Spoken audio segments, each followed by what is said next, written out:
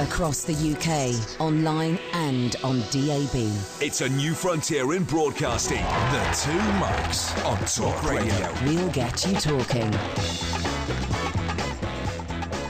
Good morning, I'm Mike Graham, he's Mike Parry. You're listening to the Two Mics on Talk Radio and what can only be described as a coup of massive proportions. It's a great morning to be British, apparently, thanks to Andy Murray and Lewis Hamilton, even though there doesn't seem to be anyone actually running the country. The Prime Minister got booed at Wimbledon yesterday and the two contenders for his job are still ripping each other to shreds. Meanwhile, we'll be celebrating Porky Parry's family barbecue yesterday and asking why so many men are bursting into tears at the moment. 0844 499 1000. Also coming up on the show, we'll have our weekly winners and losers competition. And we'll find out why Porky keeps getting into Twitter spats with the likes of Liam Gallagher. You're listening to the Two Mics with me, Mike Graham, and Mike Parry on Talk Radio.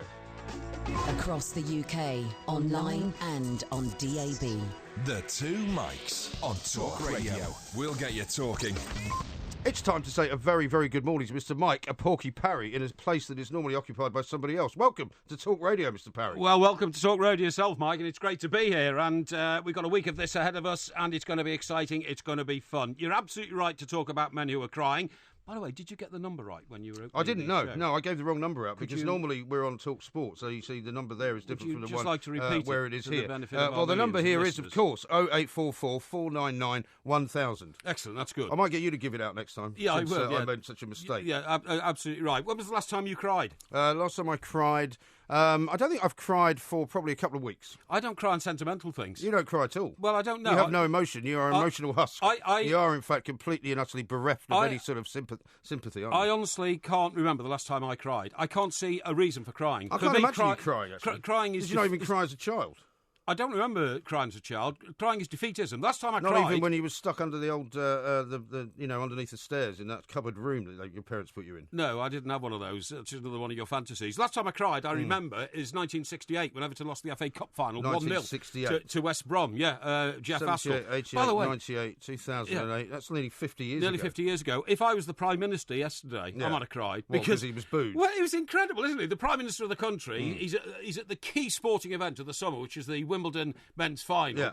Andy Murray, a Scotsman, and of course, we've had British, apparently. Well, he's British, obviously, but he's a Scotsman as well. And we've had, sort of interdenominational politics over the last few months. Yeah. He actually gives him a mention. He says, delighted the Prime Minister's here today to see me play and all that kind of stuff. He didn't say that he was delighted Nicola Sturgeon was there. No, but who didn't unfurl a Scottish flag like Alex Salmond did a few years ago. No, he didn't. But the moment he mentioned Nicholas Cameron, you heard there's some crazy boo. Nicholas Cameron, did you just say? David Cameron. David Cameron. You heard this amazing boo echoing around Wimbledon. It was embarrassing. It was embarrassing. And in front of his mum as well, because he was there with his mother. He has one with him. And I have to say... Like all good Prime Ministers. I have to say, I thought he looked pretty dishevelled, actually, David Cameron. He's put a bit of weight on, hasn't he, He's since put a bit of weight on. resigned. He looks to me like the man who suddenly found the burden of the world lifted off his shoulders. Yeah. And it wouldn't surprise me if he's, been getting... Well, he's not in charge anymore, is he, basically? I mean, he's in charge of absolutely nothing. I mean, the teachers went on strike last week. There was no reason for them to do so, because there's no government to strike against. No. The railway workers are going on strike. Train drivers disruptive. There's a big... We're going to talk about that a bit later on. Doctors are thinking of and also taking some action. And the two women who are now fighting it out to become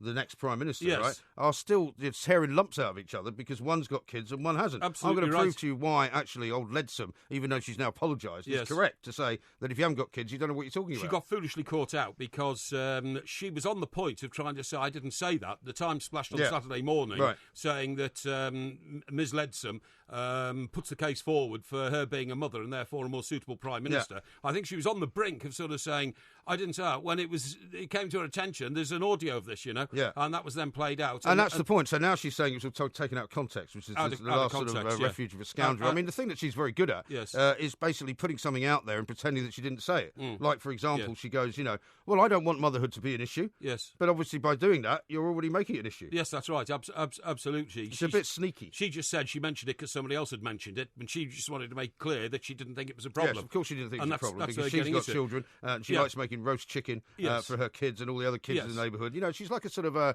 fairy godmother type, isn't she? Absolutely. It is something, of course, you and I can talk about, because whilst you for years have berated me as a hopeless individual for not getting married I would call you. And not having children, I have berated you for years for being the worst possible sort of father, goes around procreating children around the globe. I have 4 children. And then leaves them abandoned on other continents whilst you merrily go, on your way and have relationships with other people. Yeah. I have two sets of children. You have 2 sets 4 of children. children altogether. Yes. It's hardly going around gallivanting around the globe, is it? Well, hang on until. The only reason you haven't got children is because you fear commitment, as we've said before. You're frightened of getting married in case some woman actually takes your money away. Tell us what your biggest fear is. My biggest fear is poverty. Poverty, right? Yeah. So you're worried that somebody will take all your money every time you see a story about a woman taking a man's, house, taking his riches, taking his wealth. That's where you're worried. Did you see that one last week? The settlement last week. A woman got what did she get? 175 million or something. She wanted 650 million. She got 175 million, and she'll make do with that. She carries around handbags which cost £45,000 a time. Yeah, I think is no. The reason I've never had children is because I realised you never found anybody stupid enough to have them with you. Hang on. Up until about a year ago, you say you've got 2 sets of children. Yeah. 2 of your children lived in America, which is 4,000 miles away. Yeah, but they didn't live. No, it's actually 3,000 miles away. Well, no, where they live is it's slightly further away in Washington DC than it is from New York. Okay. I'll give you that. About 3.5. Yeah, it depends on the curvature of the Earth. No, it doesn't depend on the curvature of the Earth at all. And what I, of course, have done all my life is think very deeply, very seriously about the responsibilities of You've parenthood. never thought deeply in your life about anything. Well, hang on. What about some of the people who have 8 children or 10 children or 12 children? Yeah. Does that make them even more suited to become a prime minister? As ever you've become completely polarised by this argument because you're incapable of having any kind of intellectualism about it. The point is that it's not. I'm not saying that everybody with children is better than everybody who doesn't have children. Yes, you are. But what I am saying is, if you are going to govern the country, which by any means you look at it means that you have to understand what every family is going through, what every individual is going through, then you don't understand. You don't have any sympathy or simpatico with people who have got children because you don't have to go through the process of putting them into schools. Trying to get them into a decent school, having to move house because you want to put them in a proper school. Yes. You don't know any of that. You don't know what it's like to go down to the supermarket and have to stock up on all the sorts of food that children eat. You know nothing about life. Basically, you have no idea. Theresa May is one of these women that lives in this cloud cuckoo land of very expensive shoes, dopey-looking dresses, and thinks that because she doesn't have kids, she's somehow more able to concentrate on life. She's completely wrong about that. Very harsh Absolute way tableros. Talk about a woman who's probably going to be our next Prime Minister. She probably is. And also because you've jinxed your woman Ledson by putting a bet on, haven't you? £250 at 4-1 after being told. That was before she blundered around about the mothering thing. That's right, after being told, well, actually, no, there's a bit more than that. It was when her CV came under, and of course, fiscal examination. I mean, if you were to ever pick anybody like yourself, I mean, you couldn't have chosen better, could you? Because there she is, a complete charlatan, somebody who's over-exaggerated her ability to, look at his face, over-exaggerated her ability to govern the country. Over-exaggerated you over-exaggerate everything. I mean, for example... I've got a CV in this business which you would die for. Yeah, but your CV is like hers. It's faked. It's all faked. Don't be ridiculous. It is. Don't be ridiculous. You were the headline act at Rugby Cultural Festival, according to yourself the other day. Because we are going to play a show there. Yes, but we're not the headline act. You know, when you worked with Andy Townsend, when you worked with Andy Townsend, you probably thought you were the lead guy, right? Well, I was a very important When you worked with me on Talk Sport, factor. You think you run the show. I mean, the fact is you are deluded, just like Ledson is. No. You are basically idle. You are an idle I am bum. an idol. I am many people's idol. It's true. No. In fact, I'm your idol as well. You'd like to be me, wouldn't bum. you? I-D-L-E, right? Uh-huh. And you just float around in life hoping that things fall into place. Yeah. I am a doer. Yeah. There are 2 sorts of people I've seen in life. what you do. I mean, every weekend you get involved in Twitter spats. Last week it was Liam Gallagher. This week it was Neil Custis, a very highly esteemed sports journalist. He's an old mate of mine. He's an old mate of mine. But why do you keep picking on these people? No, I didn't pick on him. He said this is Bobbins. Shocking allegations you made against him. He said this is Bobbins. He was talking about last night's Euro final. Yes. In fact, on reflection, he may wish to withdraw that because it turned out to be one of the most sensational games in the end, resulting in the we're end. going to be talking about people crying. We are talking about people crying. But take one person from the weekend who's also in the headlines, and I'm talking about Lewis Hamilton, right? Now, on your another theory, great Brit who lives in a tax exile status in Switzerland, right? On your mad theory about people without children can't run the country, let me say this to you. Go on. Lewis Hamilton drives that car very well, better than anybody else in the world. Well, it's a better car than any other car in the world. If you asked him to take the engine to pieces, right, and then put it back together again, he wouldn't be able to do it. You don't know that. He wouldn't be able to do it.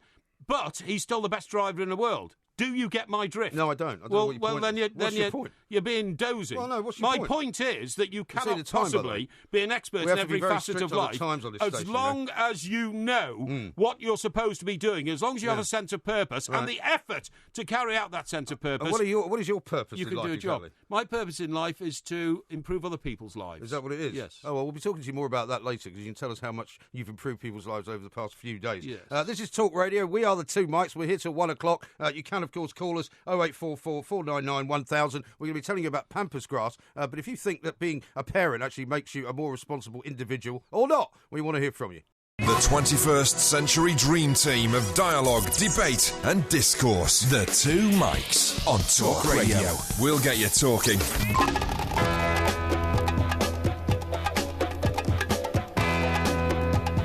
This is Talk Radio. We are the Two Mics. We are here all week. Of course, normally there is somebody else here, Julia Hartley-Brewer. She's an old friend of yours, isn't she? Very old friend, yeah. I've known Julia for a good 25, 30 years, I would think. She was taking her out anywhere? We had a nice lunch once in New York. I remember. In New York? Yeah. Really? I was over How did there. you manage to be there at the same time as her? I don't know. I mean, I was there. She'd come over for some job or something, and I tell you where we went. Went to Eamon Duran's. Did you? Yeah. Yeah. Did you pay? Of course I did. Yeah, of course I did. Yeah. What did you have for lunch?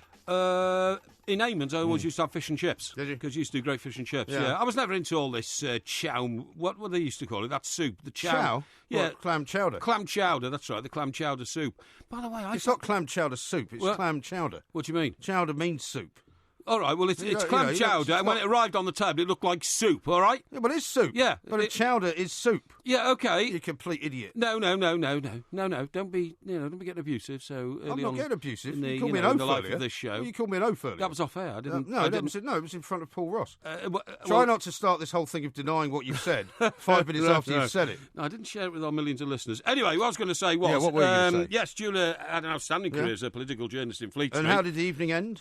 It was lunch, actually. Yeah, I know. That's why I'm asking you how the evening ended. Well, the way that normally when you have lunch, it goes on till about 11 o'clock at night. Exactly. It ended the way all Manhattan lunches end, and that is at about... You were rebuffed. 2 o'clock the following morning, probably in Costello's. Really? And, the call for the wheelbarrow and take him home. You know what I mean? Okay, so you went home alone then? Well, I didn't make any improper suggestion to Julia Hartley-Brewer. No, of course I didn't. Why not? I'm It's not the like you. guy, you know? It's not like you. Sorry? It's not like you. That's a bit harsh, isn't it? No, it's not. I mean, I've known you many years, right? You live on and this... I've never known you to take a woman out for lunch, which then goes into the early hours of the morning, without making an improper suggestion. You live on this story that's Sandra peddles around, don't you, about the Essex House Hotel? That's true. That's one of our correspondents in Sydney, Australia. Sandra, lovely I'm not sure girl. if we're going to be able to get her on this week, actually. Yeah. But it's true, is it not, that you did make an improper suggestion to her? I did. Yeah. I'm afraid. Unsuccessfully. Yeah, but it was bladderation, I'm afraid, that led to that. Right. And anyway, Sandra's a first-class lady. She is.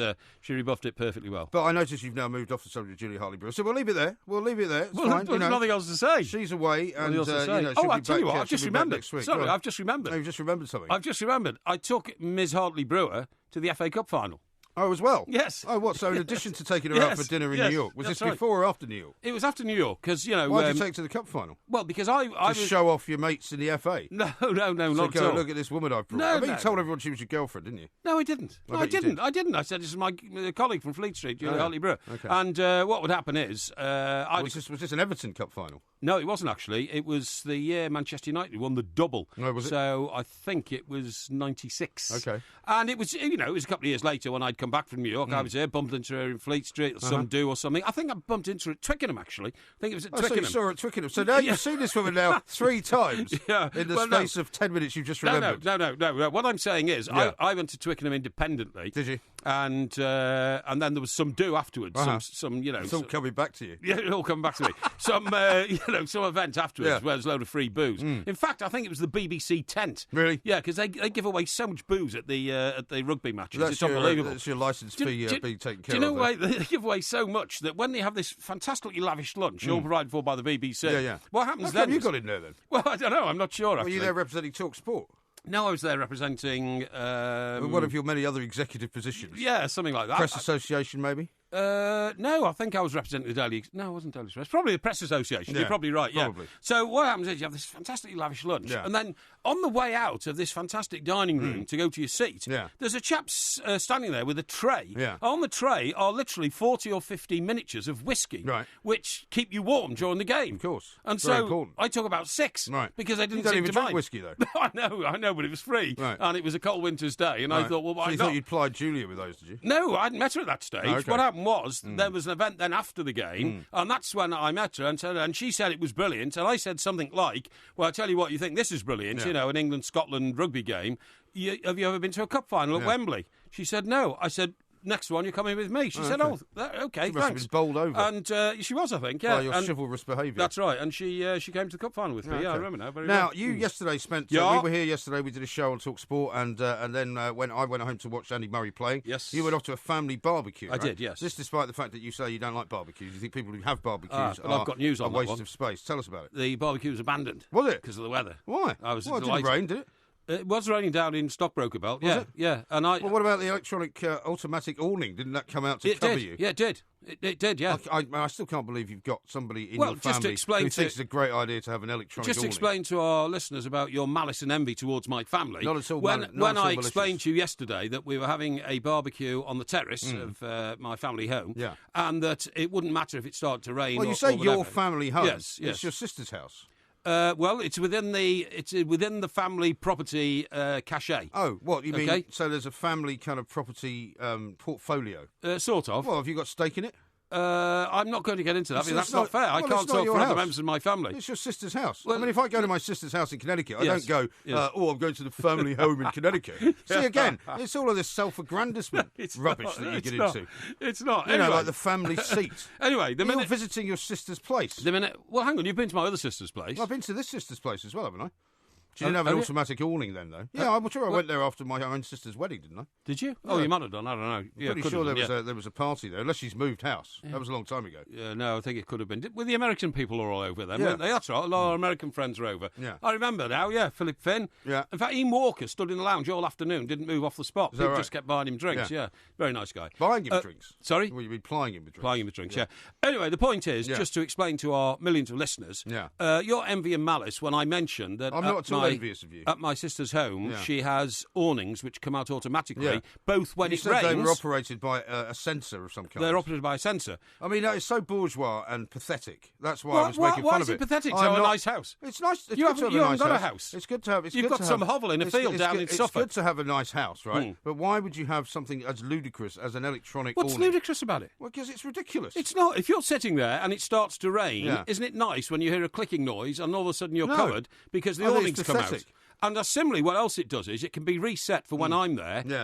So that so that I don't like the sun. I can't stand the sun. So what I have I have it reset so that if the sun... what reset? The sensor? The sensor, for the awning. So that if the sun... So what, does it sense when you're there or something and then it comes out? No, what it senses when I'm there is... Batman approaching. If the sun comes out, the awnings come out and protect me from the sun. Because my skin is so delicate, I can't sit in the sun. Why are you the only member of your family that can't sit in the sun? Haven't you all got the same genes? I don't know. I suppose so. It's just that I have you're just the runt of the litter. No, I tell you what. I was having a little drink at lunchtime last week. I didn't drink at lunchtime. It was only one, and it was with some members of the staff here at Talk Sport, and they were sitting out in the sunshine. Believe me, really sitting out in the sunshine. Yeah, people do. And we live in a country where there's not enough sun, so when it comes, people generally speaking like to spend time in it. And the sun was blazing down, and I am so averse to the sun. I had to sit at a table 2 tables away and conduct a conversation with them. Well, I'm sure they were very happy. They seem to be quite happy. That's probably why they were sitting in the sun, actually, so that you wouldn't sit anywhere near them. That's a bit harsh. Now, tell me about this Twitter spat that you had. First of all, with Liam Gallagher, because there's some listeners to this show who might not know about it. Okay. And then, of course, tell us why you have this addiction to getting into Twitter spats with people in general. Because it's one every weekend now. Well, look, the Liam Gallagher situation, right? Liam Gallagher, I have been sending him messages for years, because I'm a huge fan of Oasis. I thought he was the absolute rock star. I'd like to have heard him throwing a few more televisions out of a few more hotel windows and all that kind of stuff. But basically, the bad boy rock, I thought he was terrific, okay? Yeah. So he doesn't feel the same way about you, though. He doesn't now. So anyway, he sent out, but it was obvious. We can't actually repeat some of the names he called you, can we? Oh, it's terrible. Although Papa Smurf is one we can go with. And go off and play with your Noel doll, you little freak. Yeah. That's Noel being his brother. Yeah. Because that's what it was all about. He sent out a tweet, and it said something like, "Our kid," which was RKID, has finally decided, there's not going to be any Oasis reunion. Yeah.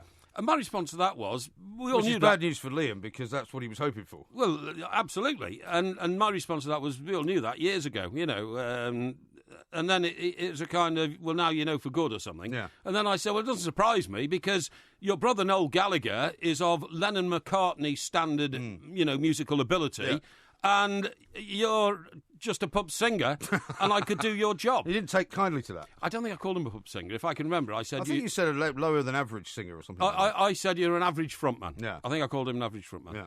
And I did say... And he then basically unfurled a torrent of abuse. It was horrible abuse. Some of which was very funny, I have to say. Well, I thought it was quite funny as well, but it might have upset if you my want mother if you want to see it. some of the... you can find it on Twitter, obviously, if you look for Liam Gallagher. But if you want to see some of the exchanges, it's on our Facebook page, which is, of course, the Two Mics. We'll talk about Neil Custis coming up. We'll also talk about men crying. Yeah. We'll talk about the whole kind of... Because it's probably one of the biggest sporting weekends that we've had. Oh, massive. And we won't have one to talk about like this for quite some time. Yes. But we are, of course, as ever, running over time, because that's the problem that I have working with you, because you have no concept of time. You've got no discipline, mate. I've no told you. discipline at all. How about this from Neil? He's tweeted in at the Two Mics. Yes. Mike Parry saying it's impossible to be an expert in every facet of life is the very definition of irony, which is very good. Don't forget the number here, 0844 499 1000. You can also text us, text talk, and your message to 87222, and you can tweet us at the Two Mics and at Talk Radio. Across the UK, online and on DAB.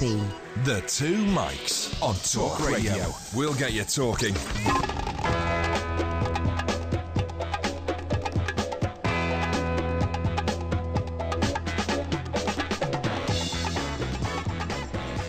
Talk Radio, we are the Two Mics. There will be a podcast coming out a little bit later on, of course. Now, a couple of things that I haven't mentioned to you yet, and this is apropos of some of the sports events from yesterday.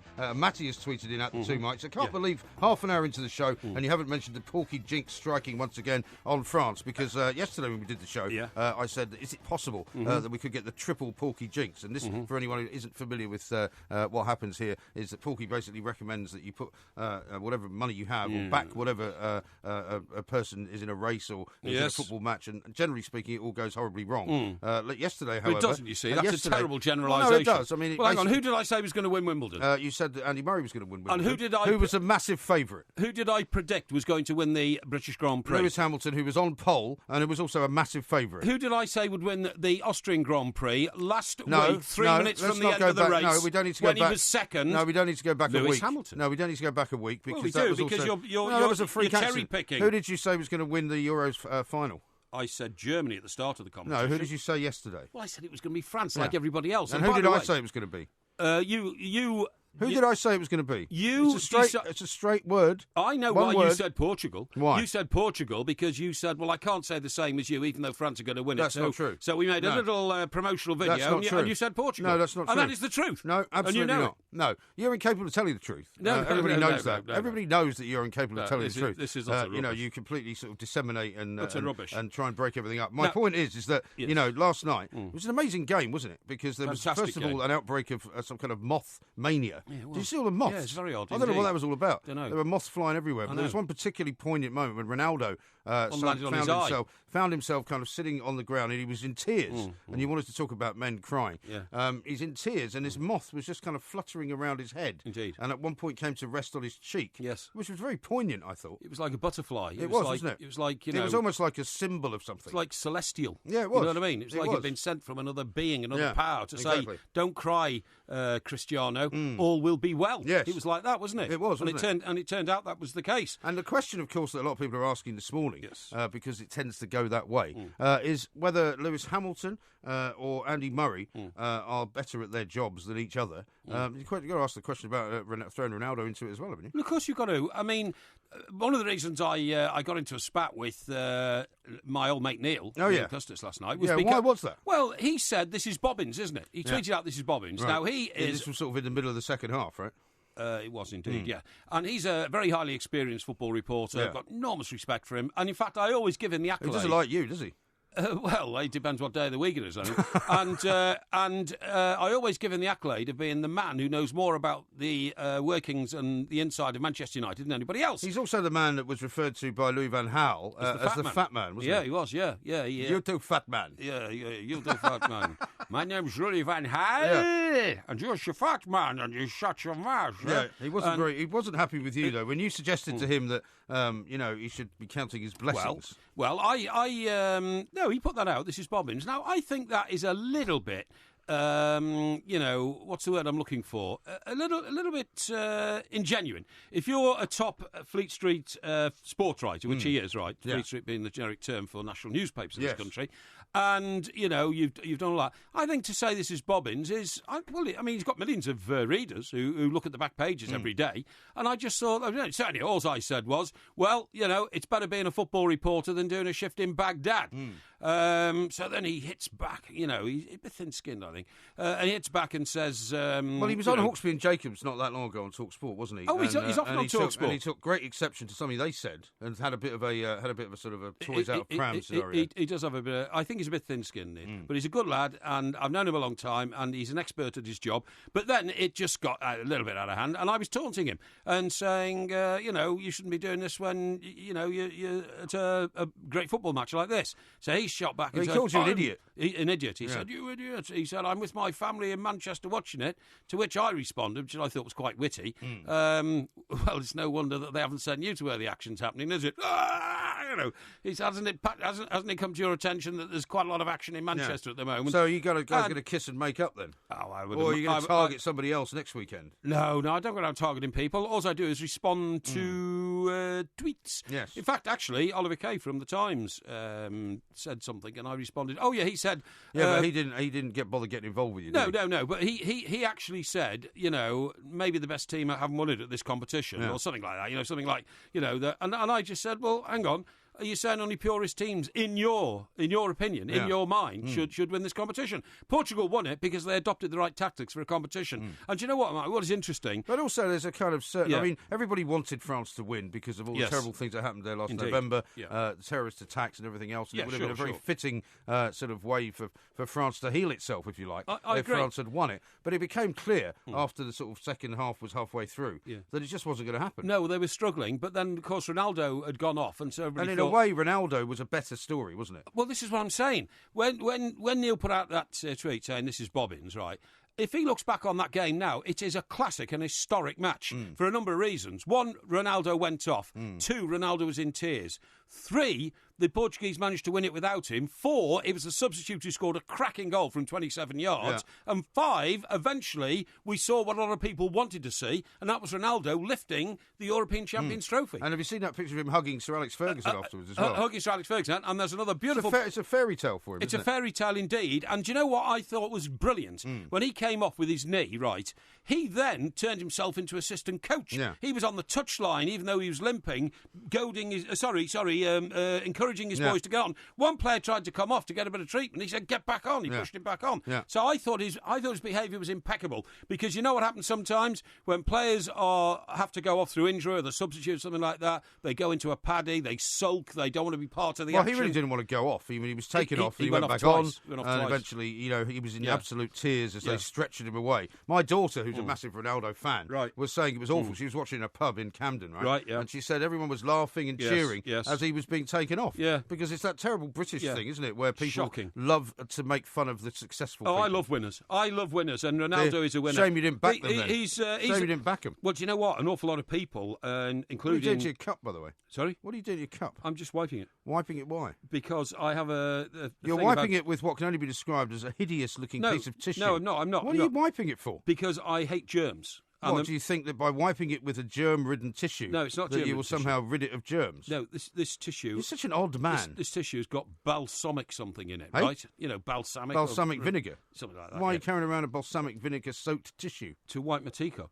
Because I don't like Does germs. it smell strange? No, it doesn't. Not at all, no. The trouble is, I'm not accusing anybody in TalkSport of germifying my cup or anything like that. Gilo's just made the tea for you. He's suggesting that he's got some kind of hideous communicable disease. No, what I'm suggesting is that every dishwasher in the world has a problem. You know, they can't clean stuff properly, so I always he's not do a bit a myself. dishwasher, he's an assistant producer. Yes, no, but he gets it out of a dishwasher because that's what we have here at TalkSport, okay. that's all. Right. So anyway, what I was going to say to you was, in the end, Ronaldo, another beautiful picture this morning. Have you seen him going home on the plane? Hey, see the Prime Minister's talking again. What's he talking about? I don't know, Why is he still talking about anything? I know, Why doesn't he just disappear? I don't know, because... I think the country's being run quite well by nobody. Yeah. Do you not? I think it has been run quite well by nobody, but the fact that there's nobody sort of home. Well, the permanent civil service think they run the country anyway. Well, you know that, don't you? Yeah. And the civil service are always, telling politicians to just stop trying to make policy and getting in the way. You know what I mean? He's saying we must recognise we are in a new reality now. Yeah. We must accept it and we must make it work.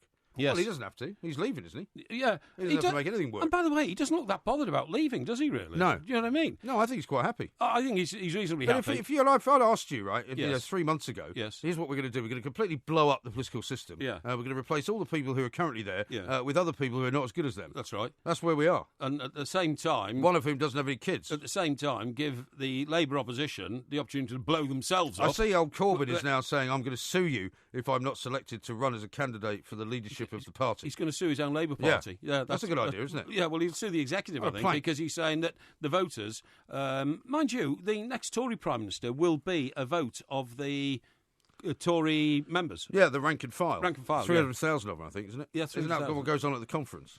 Eh? Isn't that what goes on at the conference? That's right. They'll have That's the vote absolutely there. right, yeah. But I do think it's a shame, as you quite rightly say, you've got to wait another month. In fact, it's more than a month. It's September. It's more than a month. isn't It's 2 months, yeah. it? Yeah, until So, we get, I mean, until we be get fair, a new leader. and I said this the other day. I mean, Yes. normally in the summer we're not run by anybody anyway because they'll go on holiday. Yeah, he that's true. normally goes to Cornwall. In fact, he might be able to go abroad this year because he normally goes to Cornwall. He always goes abroad. No, he doesn't. He does. No, he doesn't. He goes to Cornwall. And he goes for a week abroad as well. No, but he doesn't like to go abroad because then he gets told that he should be He was holidaying in Portugal at home. recently, wasn't he? Yeah, but that's not his summer holiday. This is a bit you're missing out on. Yeah, I didn't say it was some holiday. I said he goes abroad. No, but in the summer, he doesn't like to go abroad because he gets criticised Well, he has for done not in the spending past. his money in this country, Well, right? that's a bit Whereas ridiculous. now, We get millions of visitors to this well, of country course. anyway. But Yeah. now, of course, he'll be able to go wherever he likes Yeah. because he doesn't care. Yeah. He's not running for election anymore. Yeah. Anyway, getting back to Ronaldo. What do you mean anyway? This is what people want to hear about. No, This I is don't what want to our hear about millions of Ronaldo. listeners- No, we've heard your No, nonsense about Ronaldo. No. Yeah, have you seen the picture this morning of them on the plane going home? No. Absolutely spectacular. They've got this private jet, and they're all, on the Has plane. he let the rest of the team on this time? He normally takes yeah. it. Normally takes it on his own. That was a fantastic story, wasn't it? Who did they play? Was it Northern Ireland? It was Northern Ireland. He went to Belfast, right? They went to- And he walked straight down the tunnel at the end of the game. That's right. The rest of the team stayed behind in the dressing room, yeah. straight into a limo, straight to the airport, into his own private jet, and back to Madrid. Absolutely. He left the rest of them there. Yeah, just like that. Before they'd even got in the shower, his plane was home, hitting 32,000 feet. Yeah, that's absolutely right. But I thought he was magnificent in his behaviour last night, and I love winners. And so, whilst a lot of people are envious and jealous, a lot of males are envious and jealous of Ronaldo and the position he has in life, I can only see admiration for him, and he must clearly now be the best footballer in the world. He must be. He must be. Yeah. Now, the number here is different from the other number that that I gave out earlier, 0844 499 1000. We're going to be talking about fashion coming up because Porky spotted a story which apparently it says that a high street chains are selling off all their summer clothing, which is probably not something that you're familiar with, really. You're wearing what can be described as a hideous checked shirt that looks like some pyjamas from the 70s. Well, Mike, your dress sense, and this is being realistic now, I'm not insulting you, is so appalling. Is it? You look like a bloke who's covered himself in super glue and walked through a 1970s version of CNA. What are you talking about? And bits of clothing have stuck to you. Well, I've never That's what bought you look anything like. in CNA, unlike you. Yeah. What I'm wearing here is a shirt from Brooks Brothers and a pair of trousers from The Gap. Brooks Brothers? Yeah. Oh, that sounds like Brooks What does it Brothers. sound like? It sounds like a furniture shop to me. Does it? Brooks Brothers. Well, that shows you how much you know about fashion. Well, absolutely nothing. I don't know about Brooks Brothers. Nothing and I at wouldn't all. want to. No. You come in here sometimes with your shirts unironed. That's true. I do You sometimes. do, yeah. Well, that's Yeah. when That's a disgrace. if I'm working at night, who cares? What difference does it make? Well, I care. I have to, I have the aesthetic problem of looking at you. Yeah, looking like a tramp. So, you've got to have consideration for your... I don't want to show you up. For your fellow workers. I don't want to show you up. You can never show me up, mate. I've got a housekeeper and she looks after everything. Oh, yeah. Except when her back goes. It's more bourgeois snobbery. I've got a housekeeper and I've got an awning that goes in and out automatically. What a complete and utter ridiculous hypocrite you are. You're so jealous of me, You're so envious. This is Talk Radio. We're going to talk to Simon Glazing coming up next. The 21st century dream team of dialogue, debate and discourse. The Two Mics on Talk Radio. We'll get you talking.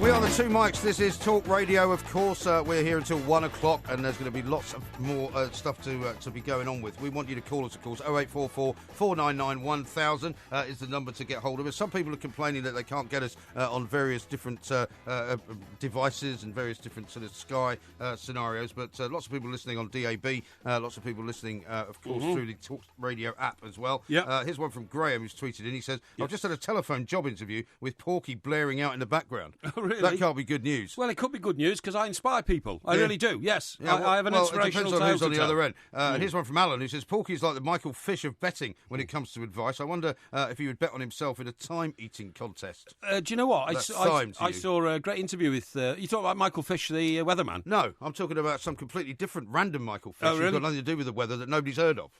I saw an interview with Michael Fish over the weekend, Yeah. and it was very interesting. He's still plagued by that hurricane forecast, you know that, don't you? Yeah, he's From 80 now. 1987. He's 80 now. Is he? And he didn't retire till he was 70. But Yeah. what you didn't realise was, although he was a national star, right, Yeah. he was actually an employee of the Met Office Yeah. via the BBC. Right.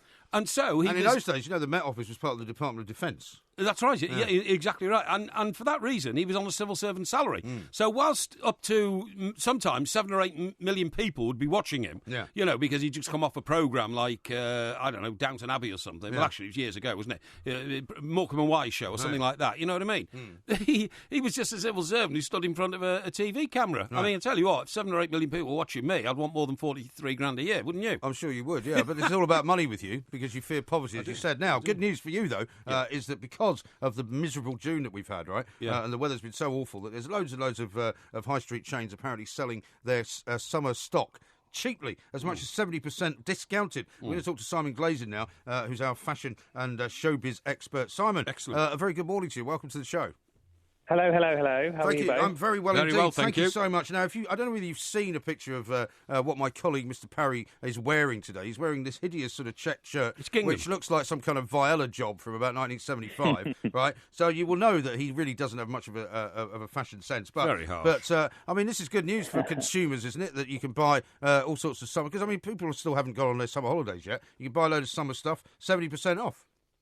It's fantastic news, and actually a lot of retailers went into half price very, very early, obviously this year, because of the appalling weather that we've had. And I think especially obviously like the designer labels and stuff, they have gone into sale as well, and I've seen actually this week a lot of people have gone on 70%, as you said, which is obviously great because you can get real bargains for the designers that you want to wear. And as you said, a lot of people haven't gone on holiday yet because kids haven't broken up with school, etc. Yeah. So people are packing their suitcases full with bargains. It's just brilliant. It is. Now, Simon, I've had this bugbear for years and years and years, right?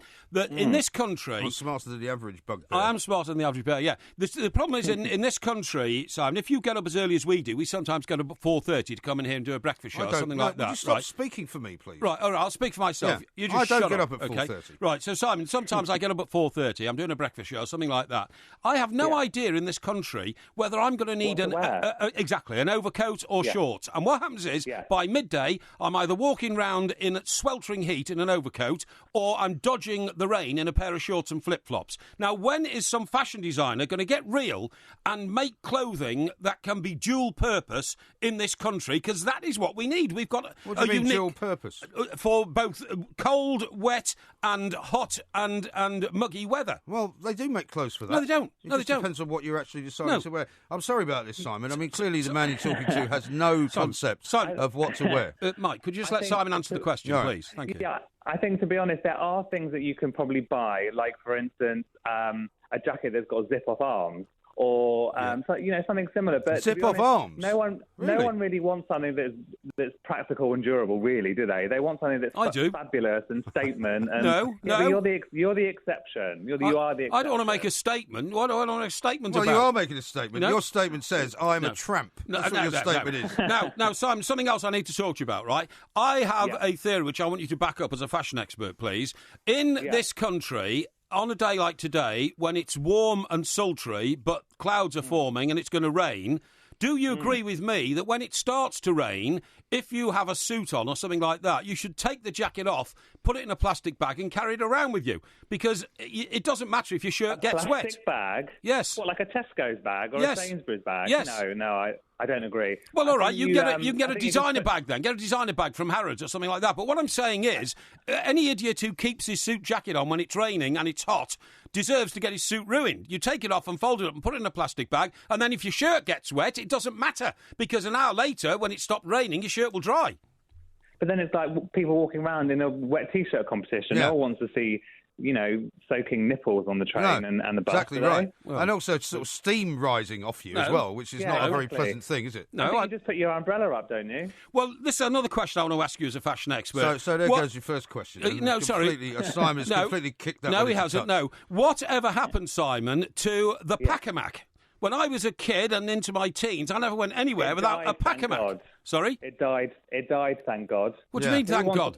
We don't want a Pack-a-Mac. We want something very smart and chic and lovely. Well, you can get smart and chic Pack-a-Macs, can't you? A Pack-a-Mac can be folded up. Once again, Simon. Never seen a smart and chic smart and chic are not two words that are ever used in the same phrase as Michael Parry. Hang on. OK, Simon, you're being a bit of a snob here and getting on my nerves a bit. I'm not. Now, what I was going to say is, Simon, supposing you've got a designer, outfit on and it starts raining. Well, like a Pierre Cardin shirt from Sports Direct, that kind of thing. You've got a designer outfit on, right, and it starts raining. Now, if you put a see-through Pack-a-Mac over your designer clothes, everybody still knows that you've got fashion taste and you've got designer clothes think you were homeless. No. But you are stopping them from being damaged by the rain. Surely that's just practical, isn't it?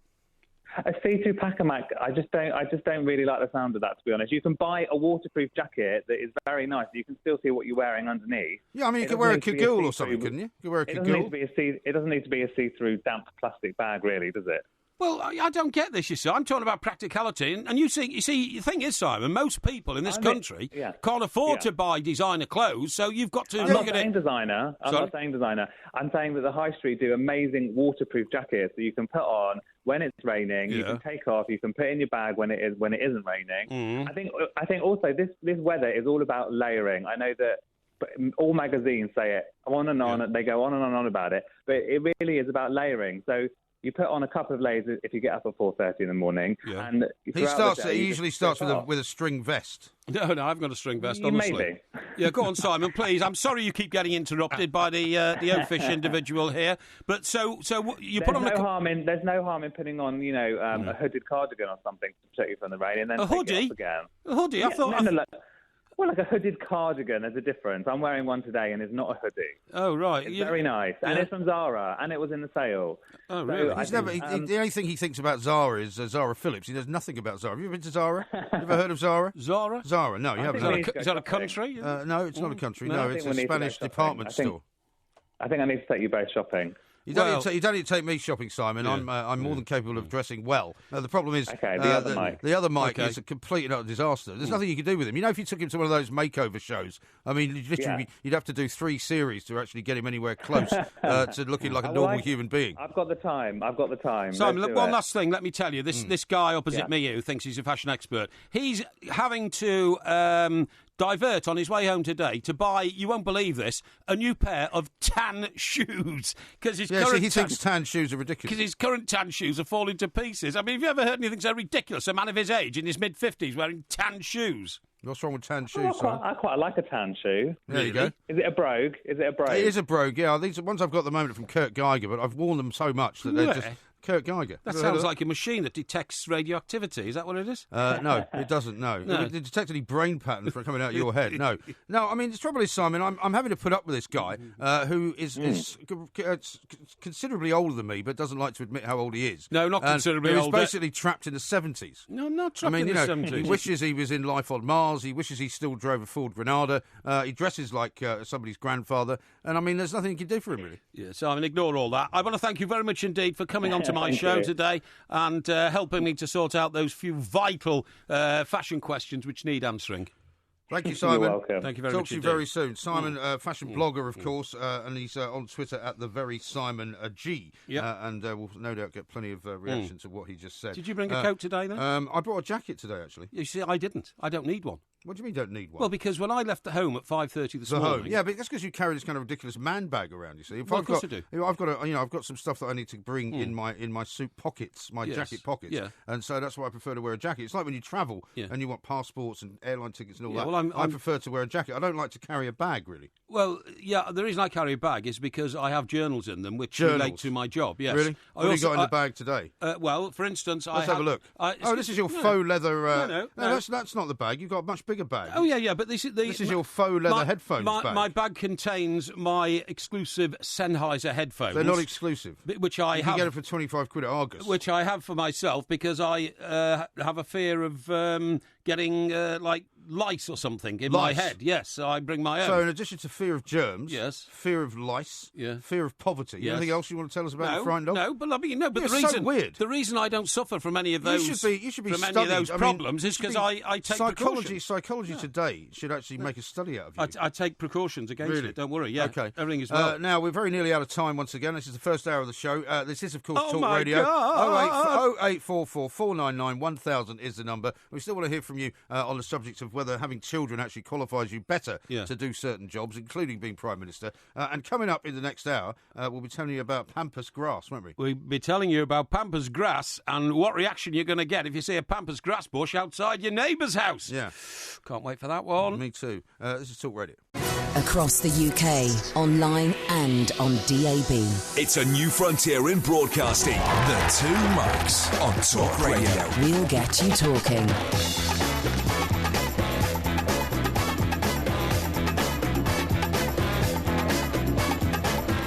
Good morning, I'm Mike Graham, he's Mike Parry. You're listening to the Two Mics on Talk Radio. We are, of course, involved in a coup here. We're taking over for a week here from 10 till 1, of course.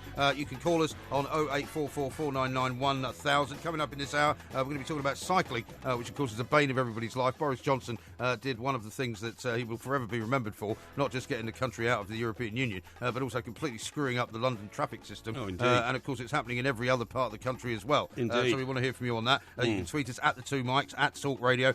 You can text us, of course, as well on text the word talk and send the message to 87222.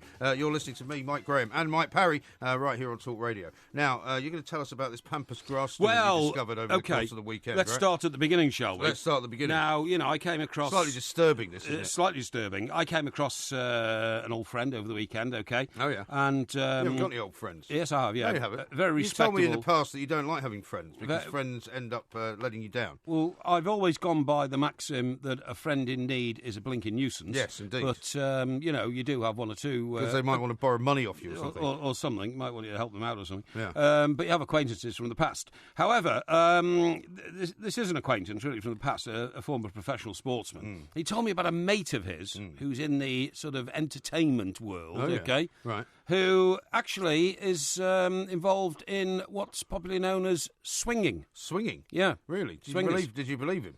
Well, I mean... when people say, I've got this friend, I'm asking who's got this illness and all that sort of thing, and I'm not quite sure how I could tell him to deal with it. Yeah. But it turns out he's actually not talking about his friend at all. Yeah, my friend's thinking of leaving his wife, Do you know any sort of good way of doing this and that sort of thing? Yeah, exactly, yeah. Anyway, this was... But you got the impression that he was indeed talking about somebody else? Definitely, yeah, it was definitely a third party. Because we may be able to work out who you're talking about if you're not careful. No, but he was telling me in shock and awe, you see.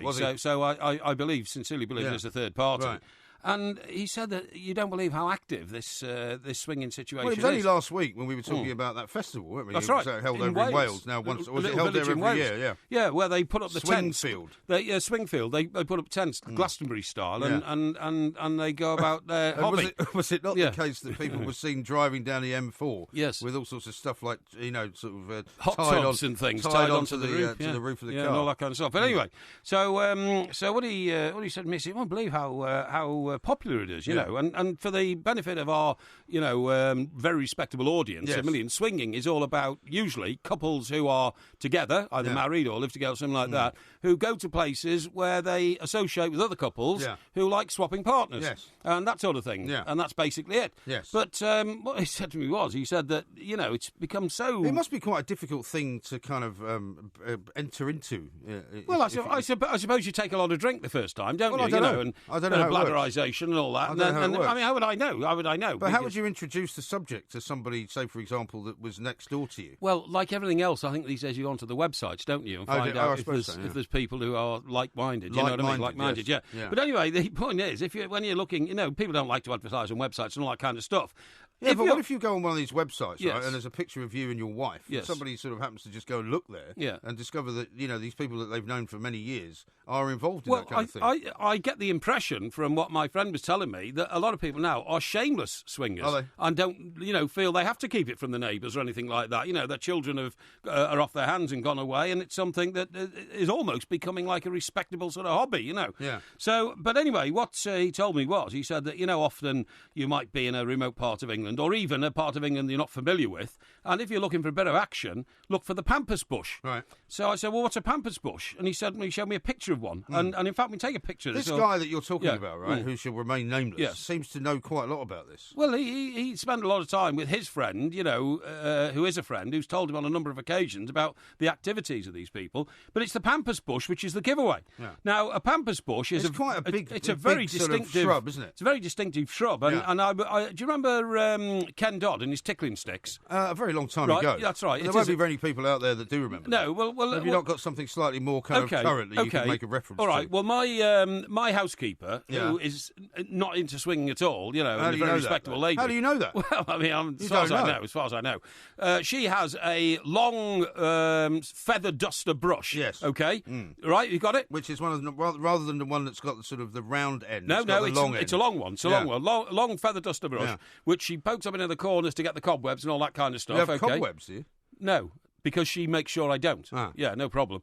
But if you... I have this vision of this kind of horrendous home of yours. No. Never seen the light of day by anybody apart from you. No, it's the cleanest home you'll ever see. I mean, I have a housekeeper who tends it all the time. Now, if you took an extension of the handle of that feather duster brush by about 6 or 7 feet, and then planted it in the ground, right?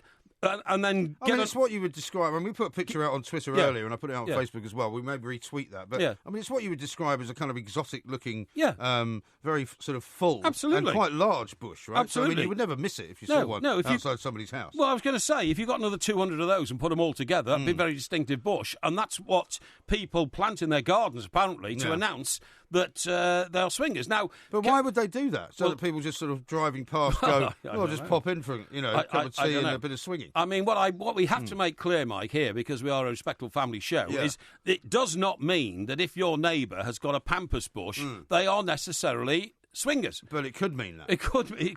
What you mean? They might have just moved into the house where there were previously swingers. Well, no. Or just people who like pampas grass bushes. Just people who like pampas grass bushes. What I'm saying is that. Have you ever seen one? I mean, have you seen one in your road, for example? Well, I think I've seen one in my road. Now that you're telling me, I think I've seen one in my road because where I live, right in London, there's one side of the road. Which is sort of what you could call a relatively new development, say last 15, 20 years, houses along the river. And on the opposite side of the road is a lot of older sort of terraced houses, which I believe are council-owned. Right, okay. Some people will obviously own them. Yes. I'm pretty sure there's one house there, about 100 yards away from me. Yeah, that's got one. You see, it's a bit unfortunate for people who innocently have pampas bushes and might have had them for years. Yeah. And now that the swinging community have adopted the pampas bush as their symbol, I mean, it's a bit in the same way, isn't it, that years ago people said, right-wing elements kidnapped the Union Jack, you know what I mean, and all that kind of stuff. Right. The problem is that if you've got a pampas bush in your garden, you might want to get rid of it. Well, you might get somebody knocking on the door. Yeah. looking at you and smiling at you in a knowing sort of way. You know what I mean? And you're sort of looking at them and thinking, why are you here? Are they selling encyclopedias? Yeah. Are they here to lay the gravel driveway or something? No. To lay the gravel, no. And you might be perplexed. So we thought we'd better let our listeners know that's what's going on. Okay. Apropos of nothing, and there's absolutely no link to any of this, Theresa May is now giving a speech as well, saying Brexit means Brexit, and we're going to make a success of it. Yes. There will be no attempts to remain inside the EU, even though she actually thought that we should. Well, she hedged the bets. It's a rather the bets. bizarre position to adopt, isn't it? No, she hedged the bets. She was very clever. Well, she didn't hedge the bets at all. No, she was not with the Leave campaign. Yes, but she was with the Remain campaign. It's not hedging your bets. It is, because she was not a vociferous campaigner for Remain. Really? She was... She's done something to her hair, by the way. She was what you could say almost a sleeping partner in the Remain campaign and didn't say anything one way or the other. And then, of course, when it all went and blew up in Mr Cameron's face, because, of course, it was an election... He was told he was going to win it 60-40 before he launched it. And well, we were here the night that it all unfolded. We were, Until about sort of 2:30, 3 o'clock in the morning. Yes. It still was being called as a win for the Remain campaign. Absolutely, it was, yeah. Do you not think she now looks as if she's just basically grasping at any kind of power she can get her hands on? No, because to be the Prime Minister of this country is an incredible opportunity that comes so rarely. Of course it is. I don't think it's a great opportunity for us. No, it's an incredible opportunity for anybody in her business. It's equivalent to you and I becoming, you becoming programme director of a radio station, which is hideously laughable. Oh, no, you were.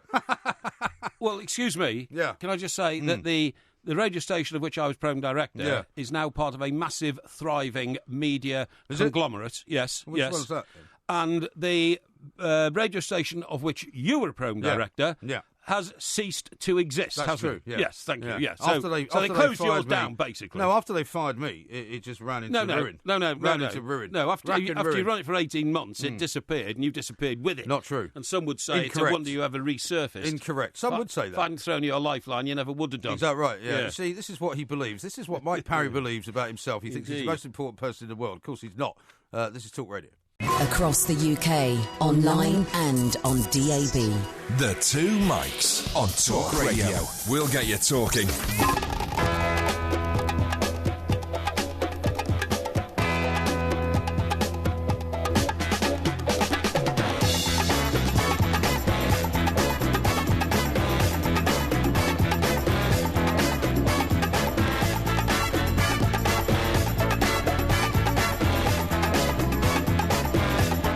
Talk Radio. There's people listening all over the world. There's a couple of people saying they're listening on the TuneIn app over in Thailand. There's some people in Australia listening as well. It's quite late over there, but welcome to you all. We are the Two Mics. We're here sitting in on Talk Radio for the entire week, 10 until 1, of course. We've got lots to talk about. Coming up in this hour, we're going to be talking to Mr. Simon Monk.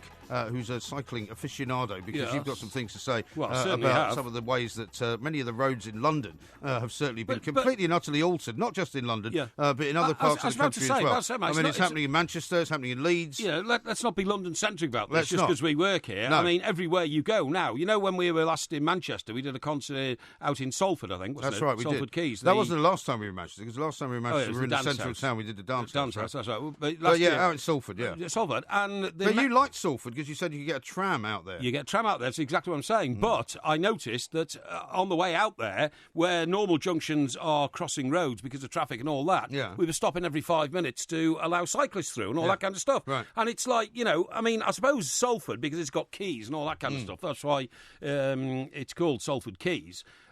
Could be turned into a sort of mini Amsterdam, and you can construct new bike lanes, but you can't put bike lanes which are 2 lanes wide in the middle of a city that's been here for 2,000 years. It's ridiculous. Yeah. Utterly ridiculous. That is part of the problem. But, I mean, thanks to Boris Johnson, an awful lot more cyclists are using London. Some people say not as many as they would have hoped. Because and they're on decline. They're in the decline. Well, you say that. Well, we'll talk to Simon Monk now and find out from him whether this is much... this is, again, it's about car drivers and pedestrians not really feeling the same vibe, if you like, as cyclists. Simon, very good morning to you. Welcome to the show. Good morning. Thanks very much indeed for joining us. I mean, it's a common complaint, this, isn't it? You know, people who do not cycle around London complain an awful lot about the way that cycling seems to have been given a sort of a green light, if you like, to basically to rip up roads, to put curbs in, to make it basically safer for cyclists. The problem for me, Simon, is I'm not particularly anti-cycling as much as my colleague Mr. Parry is here. But in the end, can the two things coexist? Well, they seem to coexist just quite fine all over Europe, you know, and actually they seem to be coexisting in London just fine so far. So it's kind of a bit of a weird question in a sense. You know, we know that we have huge problems with pollution. We know we have even bigger problems, actually, with inactivity. And we know we've got kind of climate change and all these other issues, plus a booming population in London. You know, so we've got huge amounts of issues. The idea that London can just kind of carry on, you know, adding another 1.5 million people to the city and that they can all just get around by car is going to be, you know, that's going to work is clearly nonsense. So we have to start looking at other alternatives. You know, what the other alternative is, we can have a discussion about how we kind of shift things, you know, the best of moving forward. We can have a conversation about that. But the idea that London is just going to be a city for cars, you know, and everything's going to be fine for the next 30 years, I mean, that's clearly not going to work. You know, we're at kind of standstill pretty much right now. All right, Sam. Well, so we have to change. All right. May I just offer a couple of observations, please? I'm sure that a lot of what you say is absolute common sense, but there's a road near where we work here. It's called Blackfriars Road.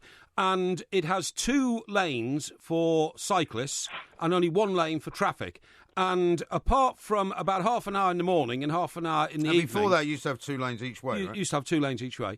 Apart from half an hour in the morning and half an hour in the evening, when cyclists do use the cycle superhighway, there is no use of the 2 lanes given over to cycling. They are literally deserted for a good 22, 23 hours of the 24-hour cycle. Now, whilst that is happening, because the road has been reduced to 1 lane only for traffic, heavy lorries, buses, cars are literally almost at a standstill, pumping out huge amounts of, you know, of the poisons that cars pump out in a stationary position, which must be absolutely damaging to the health of passers-by who are walking on the pavement a few feet away. Okay, so there's so many wrong issues there that I'm going to have to start to unpack them very gently. First off, there's 2 lanes of cycle superhighway, but there's still 2 lanes of car. You keep saying there's 1 lane. No, there's one. There's one lane in each direction. One lane in each direction, right? And there's 1 lane of cycle superhighway in each direction. So let's get the numbers right. Well, hang on. If that's the case, they're going to crash into each other because they're right next to each other. There's no barrier in the middle. It's 2 lanes wide outside to the tube station. It's not 2 lanes. It's about 3 metres of track width, kind of 4 metres. At times it gets up to 5 metres where we're really lucky. But this is you know, we're talking about the east-west and north-south cycle superhighways, and CS5 are the kind of high-quality cycle tracks. They represent a tiny percentage of even central London's roads. There are a huge number of roads elsewhere that have nothing on them for cycling. And actually, like Sadiq Khan, our new mayor, has pledged to triple the mileage of protected high-quality space on cycle superhighways. So we're talking about getting a lot more of these. The second thing I'd say is we don't know the numbers yet on Blackfriars Bridge. It's very early days. You know, that entire link has only been open really for a short amount of time. CS5, which has been open for a lot longer on Vauxhall Bridge, you know, the TfL have released figures that show that, congestion went up through the roof while it was in construction and for a little while afterwards. But now it's back to pretty much where it was before. So the issue is actually people adapt. You know, what happens is that the amount of people that are driving across Blackfriars Bridge, people are only willing to sit in congestion for a certain amount of time. Then either they'll change their journeys if they don't have to make that car journey. If they kind of can get away with doing it some other way, they'll do it some other way. You know. But Simon, isn't that why so many we're a gridlock across London, you know, whether you're miles away from, you know, cycle superhighways. If you go to kind of sections in North London where there are no cycle superhighways at all, there's just as bad gridlock as there is on Blackfriars Bridge. Well, in that case, no problem's being solved. But isn't that the problem, Simon? And I mean, the trouble with some commuters, I suppose, who use cars, or certainly drivers. I mean, we've got issues with many more, for example, taxi-type services like Uber. Yeah. I think there's something like 7,000 more cars in central London now because of Uber. And internet shopping means there's more vans on the road. More vans doing deliveries. I mean, the thing that some people worry about is that this is a deliberate policy by Boris Johnson and now by Sadiq Khan to basically make congestion so bad you just give up. I think there's two entirely separate conversations there. Do we support huge numbers more private hire vehicles on the roads? No. I mean, obviously that's a huge issue. Well, not if you're trying to get home at sort of 11 o'clock at night. It's not. But it is a huge issue because we could still get home before. That it is a huge issue to put that many more private hire vehicles all over the roads. That needs a conversation to happen about that. But that's got to be entirely separate from the fact that cyclists are being killed, cyclists are being injured, and more importantly, in fact, there are loads of people who say they want to cycle don't cycle because they're too scared to. We could get an awful lot of people out of private vehicles, not just private hire vehicles, but private vehicles generally that are in central London. We could get them out onto bikes if they felt safe. And that's the whole point of these cycle superhighways, is the more that we get people out of their cars, off buses, out of tubes and onto bikes, the more space there is for everyone who actually needs to make those journeys in that way. OK, but I think the pendulum's swung too far. Hang on, would you? Because you didn't address the issue that you were going to, Simon, and that is the amount of road space given over to a cycle superhighway, which for 23 hours a day is not being used. Why can't cycle highways be like bus lanes and be given over to cyclists for part of the day when it's necessary, instead of which they build a curb so the cars can't use them, and they are just dead tarmac, literally dead tarmac. That's just not true. It is true. It's not true. It's not true. I'm sorry. I totally disagree with that. And well, who's using those roads when the cyclists are not coming in the morning or going home at night? I never see a cyclist on that stretch of road for a good 6 or 8 hours a day. We hear that all the time, but if you stop and actually look and wait for 5 minutes, you'll see a bunch of cyclists go past. There are lower numbers outside the peak. That's obviously true, but there are lower numbers of cars outside of peak in central London. So, just wait and have a look, but also wait as time goes on and see, you'll start to see a totally different type of cyclist coming outside the peak. That's really interesting, and we're seeing that if you go on social media and go on video sites, you'll see that for every person that's saying, "Oh, there's no one at all." Yeah. There's loads of videos of people pootling about on the weekends with their kids. There's loads of videos of people late at night getting home. There's loads of videos of people. Well, I don't see these people. I mean, sometimes I drive home at 4:30 or 5 o'clock a.m. if I've been doing an overnight show here, and do you know what I have to do when I get down to Kennington? I have to stop at a set of traffic lights. The traffic lights specifically are designed to allow cyclists to go through. There are no cyclists at 5 o'clock in the morning, so I'm sat there in my car with the engine chugging away for 3 minutes on a red light, which is supposed to be facilitating cyclists who don't exist.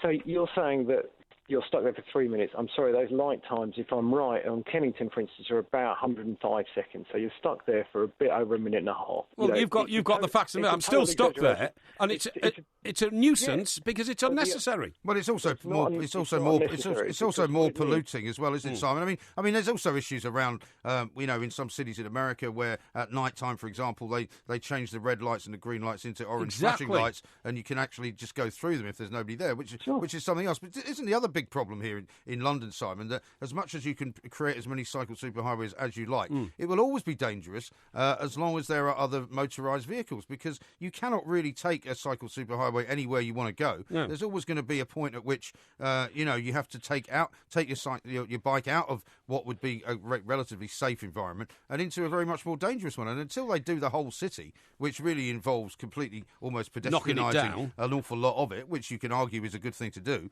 it's never going to be safe for cyclists.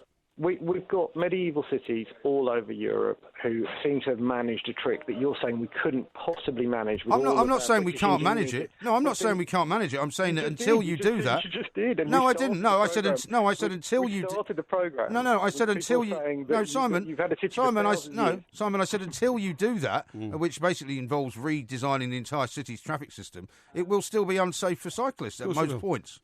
But the more that you create cycle superhighways, the more that you create space for cycling, the more that means that there is room for it and that there are routes that work. So yeah, sure, if you live in Finchley right now, you're going to have to, if you want to commute in, you're going to have to ride an awful long way through some really nasty roads. But the damage it does to the economy of a big city, when lorries and vans and suppliers are finding it so difficult to get to where they want to go to be able to sell their goods. I mean, it's terrible incredibly damaging to economies. We jumped from safety to congestion, and the issue we started with congestion is that we don't have any choice.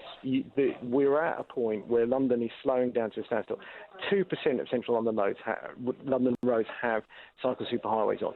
So the idea that congestion is the fault of cycle superhighways is just completely enough. I'm sorry, I'm a motorist in London. I don't agree. I don't think we will agree, but I'm here trying to make you guys agree, but it's going to be very, very difficult. Simon, listen, thank you very much indeed for taking the time to talk to us. I'm sure we'll talk to you again, because this is an issue which is not going away, not just in London, but in every other city in the country. And for most cyclists, it is a very dangerous place to be. But I didn't know you were conducting that debate. I thought we were talking to Simon. No, but I mean, you're always much more aggressive than I am when we have guests on. So, I mean, I have to make sure that you're not too rude to them. That's why. And maybe you should get out on a bike once in a while instead of moaning. You couldn't get on a bike, mate. It would collapse. I wouldn't wish to get on a wheels. bike. I wouldn't wish to get on a bike. That's not my thing. I live in London. I don't need to. I can use public transport, unlike you, who lives out in the burbs.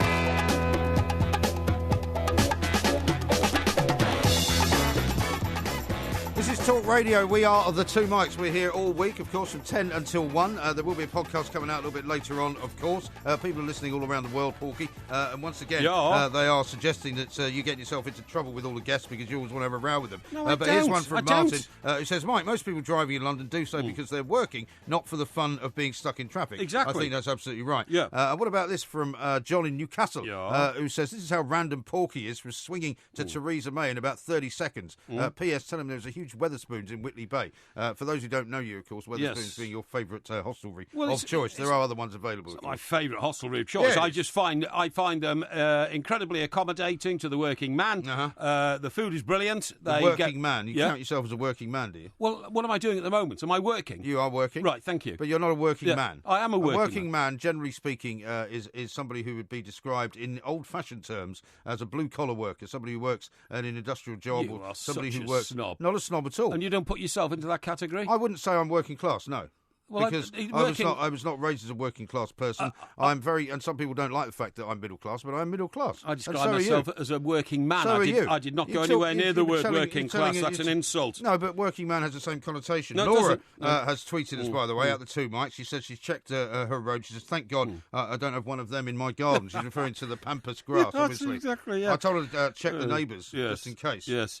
No, what I was going to say about Wetherspoons is, and their fish and chips get regular awards for being very, very high quality. Really? They serve more fish and chips on a Friday in this country than any other country in the world serves any one particular dish on any one particular day. Oh, yeah. How about that? Yeah, well, how about that for a statistic? But they're closing quite a few of them down, are they not? And also the guy that runs Wetherspoons, who was very much a supporter of the Brexit campaign. Mr. Tim Martin. Actually spent, I think, about 250,000 quid on the campaign to get Britain out of the EU. Has somehow lost something like £18 million off his shares. Well, since then. I don't think he's lost. See, the pound's down to like 129, by the way. Yeah, that's right. Yeah. Well, I mean, I'm going to go on holiday soon. Yeah. Well, I mean, it's the whole European campaign wasn't designed around where you're going for your holiday, Mike. It was designed around the future of this country. Really? So I think on this occasion, perhaps you could, put your own needs to one side for the greater need of the nation. Okay. All right. Here's one from Pat who says maybe Simon could answer why 90% of cyclists do not use the cycling superhighway and still filter through stationary traffic. Well, which is an interesting point. I've seen that happen. Right. What happened was, I remember coming in here one night when we were doing a late show, and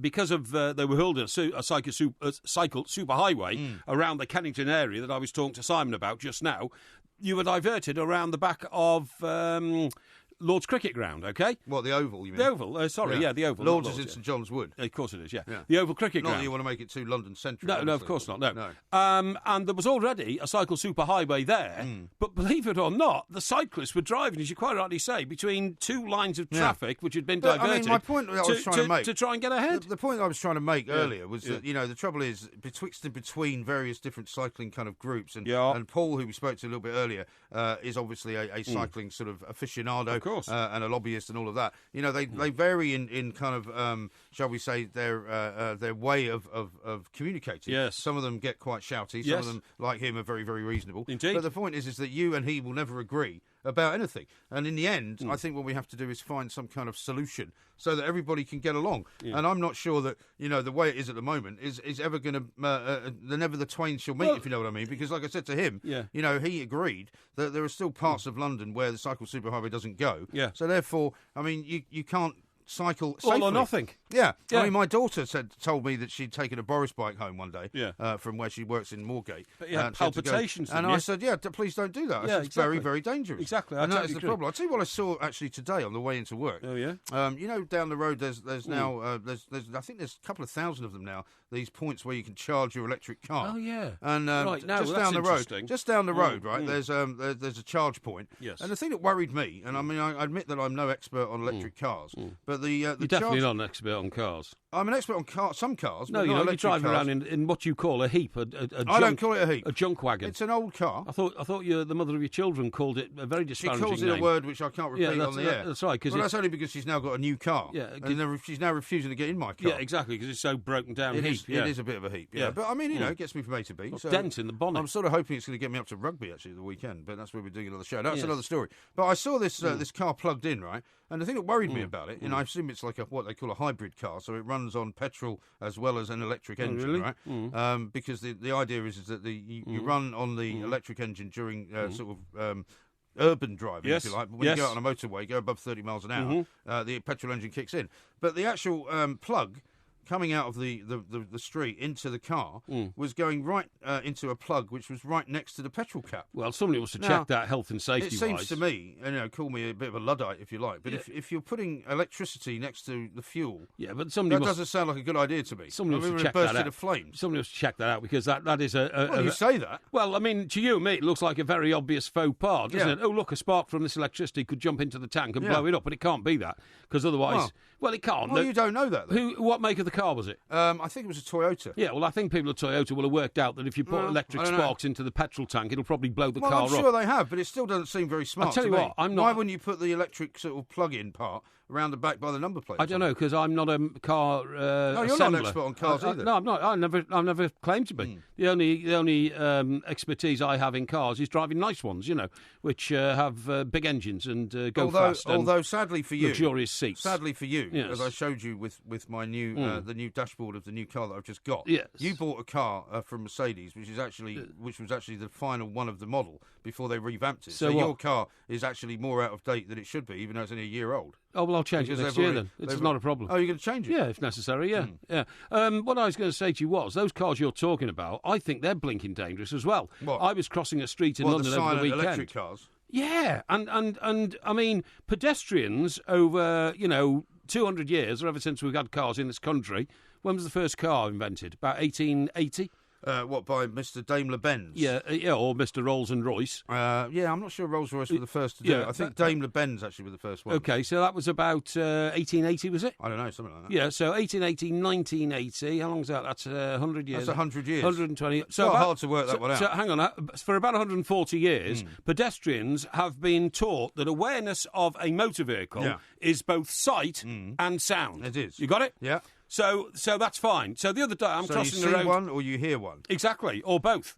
So the other day I'm crossing a road in London, and it's particularly dangerous these days because so many pedestrians are obsessed by their information device in front of them, their tablet or their phone or something like that. And you've got to be looking out for cyclists as well, who go through red lights. Cyclists go through red lights and that. But the point is, I stepped in front of one of those, are they called Prius? Prius. Yeah. And I'm telling you... Some people call them Pius. And the driver pulled up sharply and glared at me and, and... Well, hang on. Tell us about the circumstances of where you were crossing the road. I was crossing the road... Were you crossing it at a junction? Were you crossing it mid-road? Or where were you crossing it? I was crossing it where there was no crossing point, officially. Right. But so it wasn't like there was a stop sign there? There was no stop sign. So you're just walking out in front of the traffic? No, I'm not walking out in front of the traffic, you idiot. What I'm saying is... Why call him an idiot? Well, listen, generally speaking, I never cross at zebra crossings. Zebra crossings? Yeah. Zebra crossings? Yeah, zebra crossings, or those flashing ones, what are they called? Pelican crossings. Pelican crossings. Why don't you cross there? Because I'm a motorist.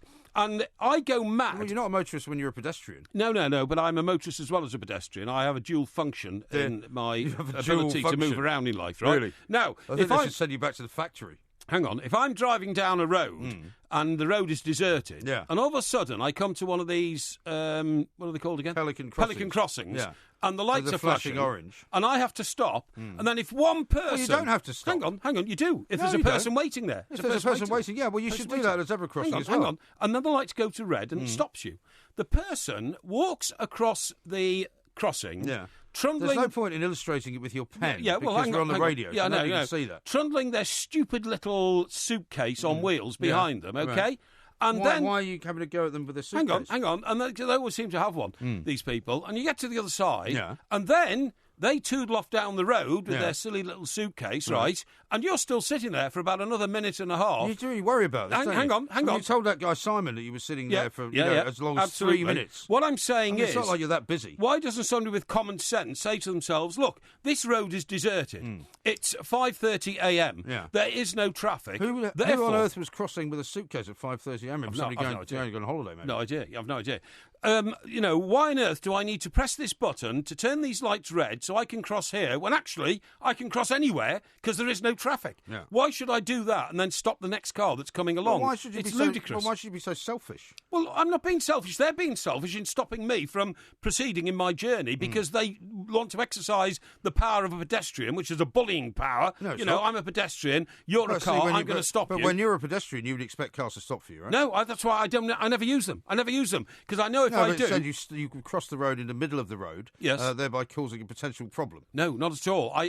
I'm very alert on crossing roads. I can nippily... Yeah, there's a video of you crossing the road on Two Mics TV where you don't look very alert at all. I'm very nifty at weaving in and out of traffic, so I don't have to stop the traffic because I'm mindful of the fact that traffic and drivers get stressful. They don't want to be stopping all the time, so I try never to use a crossing. But what I'm saying is, when I tried to cross this road the other day, and I used my senses of sight... Did you not look right and left? Well, I'm telling you, aren't I, if you just listen. Well, remember all day. I use my... Show's over in about an hour. I use my senses of sight and hearing. Yeah. Sight-wise, I look just left and right a little bit. Not what do you mean a little bit? Not peripherally, just so a little bit. So you didn't look? Just a little bit. So you didn't look? And then I went to step off the pavement, and that's when the guy started glaring at me. Yeah. The problem was, it was a Prius car. Yeah. And there's absolutely no sound whatsoever. No. It doesn't have an engine. Well, that's why you have to look. Well, you shouldn't have to look. You should be able to rely on your ears to cross roads. And, I mean, what about, people who have impaired vision and that kind of stuff? Yeah, well, that's a different thing. That's why they cross at Pelican Crossings. That's why Pelican Crossings are required. And that's why you, as a completely selfish and self-centred person, have no time for anybody else's life. That's not true at all. What I'm saying is, it's live and let live. Really? And all I'm saying is that, what they should do is, with those silent cars, is give them a false engine noise, like a... Well, that's the whole point of them.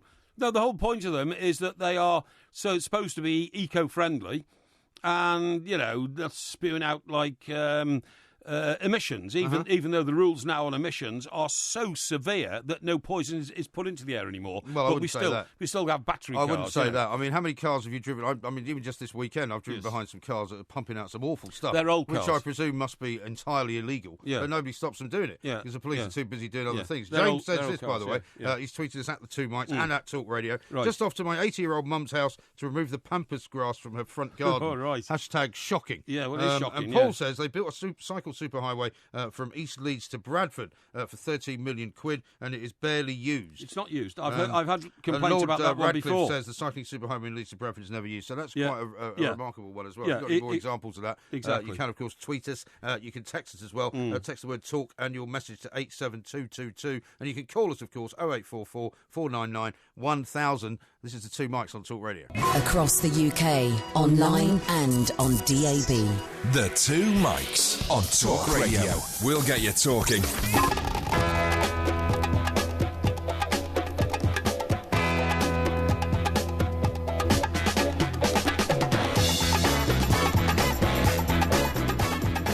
We are the Two Mics. I'm Mike Graham. He's Mike Parry. And, of course, this is Talk Radio. There will be a podcast coming out a little bit later on, which we shall tweet out on our various different Twitter accounts, at the Two Mics, at Mike Parry 8 and at IROMG. Got some breaking news for you, Porky, by the way. Indeed. The Porky Jinx is alive and well. Not only did you pick France to win the Euros last night, but you also put £250 on Andrea Leadsom to become the next Prime Minister. Yeah. She just quit the race. Oh, another winner. Tremendous. Tremendous. Absolutely amazing. Theresa May accepted the apology, but Alison Pearson, I read this interview earlier on today in the Daily Telegraph, did this interview with her in which she was kind of painting herself as the victim. Andrew Leadsom saying that she'd felt terrible about the way that her words were twisted and that she didn't mean to say that actually women who don't have children are indeed unsuited for high office. And what she did say was that in fact she's the one that has been had all these terrible brickbats thrown at her, and that she really just is a very ordinary woman. I mean, she's clearly a very ambitious woman, clearly somebody who was very happy to be the Chancellor of the Exchequer underneath the Boris Johnson government. Indeed. I think she's made a bit of an idiot of herself. Well, do you know what I think's happened here? What? Because somebody was talking to me about this over the weekend. I have no proof of this whatsoever, but you know the machinations that go on in politics. Yeah. I think she's been promised quite a senior job in a Theresa May cabinet. Oh, what, you think because she's ducked away from... I do. Really? I do. No, I don't see that. I think she has. I don't see that. I think she has. I think she's proved herself to be overreaching, shall we say, overambitious, and somebody who didn't expect to really be in the position that she was in. Yeah. She thought she was going to be one of the key members of Boris Johnson's cabinet, and then suddenly not only does Boris Johnson disappear, but Michael Gove disappears as well. I know. And she's left suddenly as the only woman standing for Brexit. It's made a fool of a lot of us. One columnist in another tabloid when you newspaper. say a lot of us, I think you'll find that I have not been made a hang fool on, of, because I told you from the beginning that this woman was not to be trusted. A columnist in a red top tabloid newspaper this morning opened his page today by saying, you know, this woman is certainty for Downing Street. Oh, really? She ticks all the boxes. And actually had ticks, you know. I think what she's done is like a lot of people who have emerged from the sort of the backwaters of politics, which are, you know, which I'm not saying is a place where she hasn't earned good. That's where Cameron came from, good by the way. stripes. Yeah, no, absolutely. Yeah. I mean, but she was very much somebody on the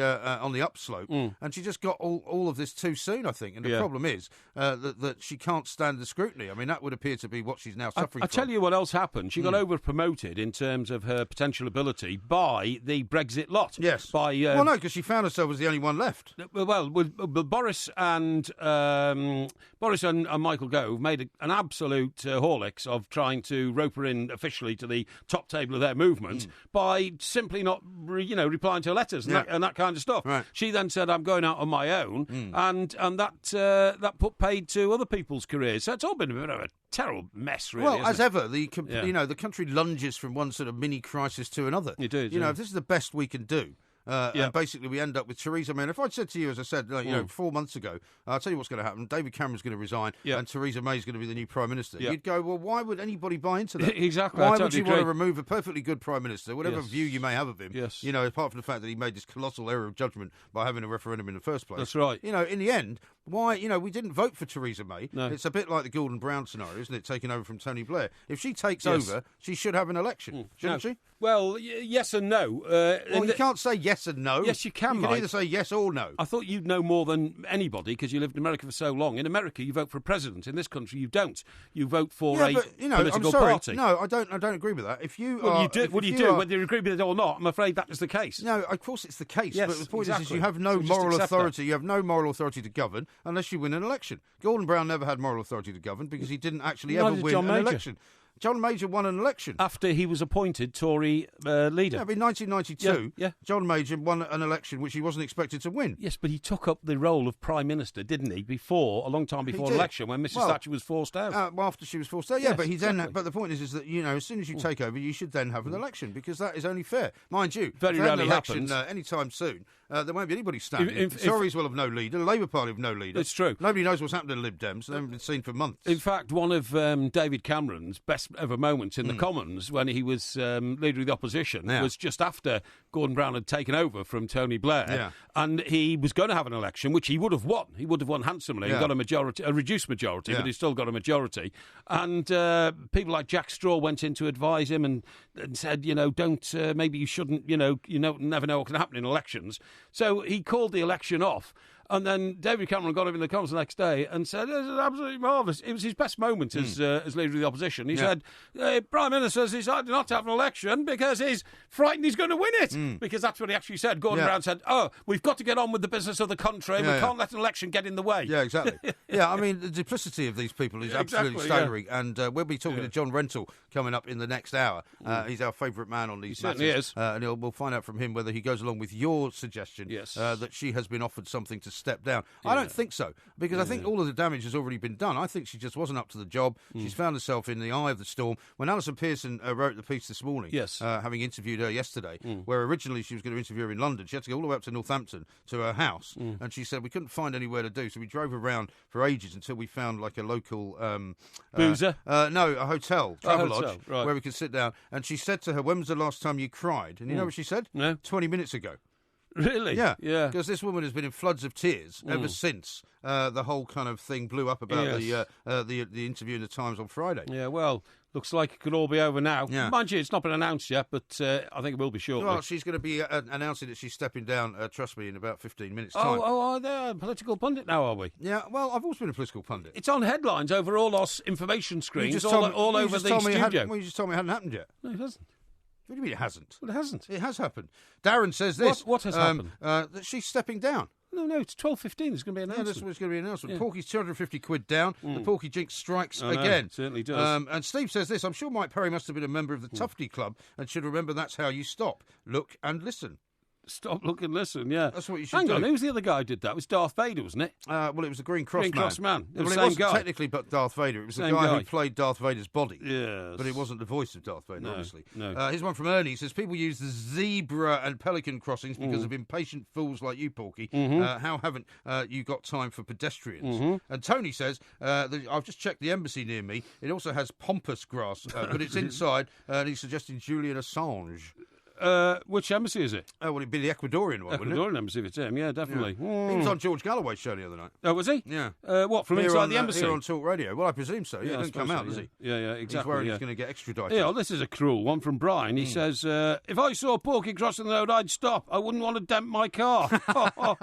Yeah, thanks very much for that one. Now, here's one from B. Joe, who says, now that we're getting remains Theresa May, what was the point of Cameron resigning? Well, that's a very good question. Yeah, what was the point of anybody resigning? I think the point of Cameron resigning, was it not, was just to kind of completely stymie any opportunity that Boris Johnson had of becoming his successor. No, I don't agree. Well, it's just a complete mess. When historians look back at what happened in this sort of last 6 weeks, they'll wonder whether there's a kind of collective madness. I was going to say a collective madness. Did somebody go into the cabinet meeting and pump laughing gas in through the keyhole or something like that? Yeah. After which they all came out and decided to blow each other up one by one. I know. Amazing. Here's one from Wrong Star. It says, does Theresa May now get the job without opposition after rounds of voting have been and gone? Doesn't seem right. Well, that's the other thing. I mean, Michael Gove now, who was eliminated. That's right. And all the other people that were eliminated, Crabb and Liam Fox. Yes. I mean, mind you, they couldn't get enough support to sort of get themselves into a phone box together. No. I mean, they must be feeling pretty stupid as well.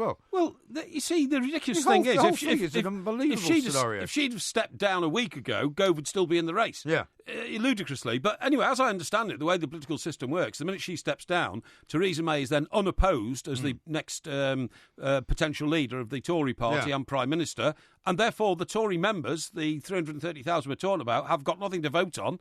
Therefore, I take it David Cameron can then volunteer to go and see the Queen and tell the Queen that he's stepping down, and the Queen will ask him to disassemble Parliament. Yeah, indeed. Yeah. Or even dissolve it. Dissolve it, You don't want to disassemble it, that could be bad. Here's one from Mangan who says, Porky was certain that nothing significant would happen to the leadership race, but you told him. Yes. He said, yes. Right. Well, there we are.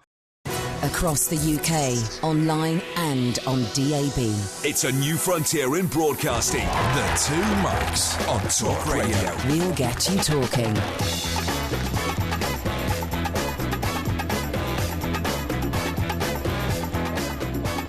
Good afternoon, I'm Mike Graham, he's Mike Parry, you're listening to the Two Mics on Talk Radio. We've launched a coup of massive proportions and it seems to be working well. We're here all week, of course, from 10 until 1, and it is Talk Radio. Do you know, Porky, that a lot of people who are ringing the show are actually ringing Talk Sport instead? Yes. They're ringing the Talk Sport number. They're listening to us on Talk Radio. We are on Talk Radio. We will be on Talk Sport later on, but the number, of course, to ring is what, Porky? Can you give us a number? Yeah, it's 0844 499 1000. Well done. Thank you. Yes, you got that right. Brilliant. Now, coming up in this hour, we're going to be hearing from John Rentoul, who's going to be giving us his view on why Andrea Leadsom has decided to pull out of the race to be Prime Minister of this country. And, of course, we'll be hearing from Andrea Leadsom herself in about 8 or 9 minutes. She's going to be standing up and telling us all the reasons. I suspect what she's going to say is basically that she can't stand the heat, so she's getting out of the kitchen. Well, even though she likes, apparently, because of her familiar family life, she says that she likes to spend a lot of time in the kitchen cooking meals for her family. Well, I think you've been Theresa May hasn't got one. I think you're being a bit facetious there. But, no, I'm not. I mean, look, she's piled herself up with a lot of problems. The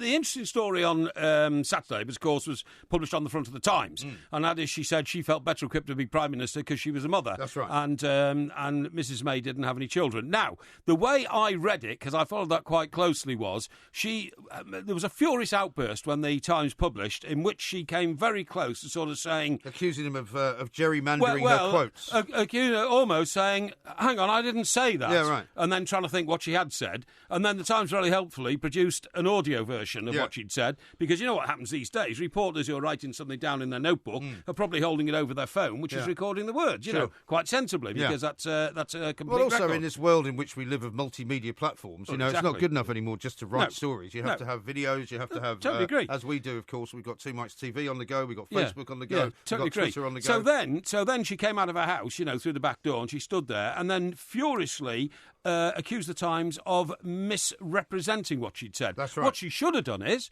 if she had any conviction at all, she should have come out and she said, look, I don't know what you're all getting upset about. I sincerely believe somebody with children is better equipped to run the country than somebody without. It's not Mrs May's fault she hasn't got children. Yeah, but you see, that was then seen as an unseemly personal attack. Yes, but she had two choices then. She either stuck by the position she'd given the day before, and then if she hadn't thought of the consequences, that's her fault, or she tried to wriggle out of it. She tried to wriggle out of it, and now she is toast. Yeah. The one question I suppose that everyone will have is what now happens in terms of the leadership race, because will they have to reopen it because now there's only one candidate left, or will they just say, well, you know what, she's the last one standing, so let's just give it to her? I'm sure they will. She's unopposed now, and I think that means, I mean, look, John will tell us, our political expert, but I'm pretty sure now there isn't a constitutional way to go back into selecting a leader of the Tory party. Mrs May stands unopposed and will be elected as the leader and therefore inherit the post of Prime Minister. Apparently it is possible, because the 1922 committee holds the key to all this, it is possible that they may invoke some kind of charter in which they say we are entitled to put up another member of the party to stand against Theresa May. Okay. Because what's the point of having a leadership election with one candidate? Well, they won't. That's what I mean. I mean, what if she doesn't win it? No, there won't be an election now. That's the problem. They still have to all endorse her, though. No, they don't. 150,000 of them, No, they don't. No, they don't, honestly. She's unopposed. So what are they endorsing? That would be like having a vote in communist Russia. Well, it's beginning to look a bit like that. You know, when you remember when Mr. Gorbachev used to say, I've got 99% of the vote.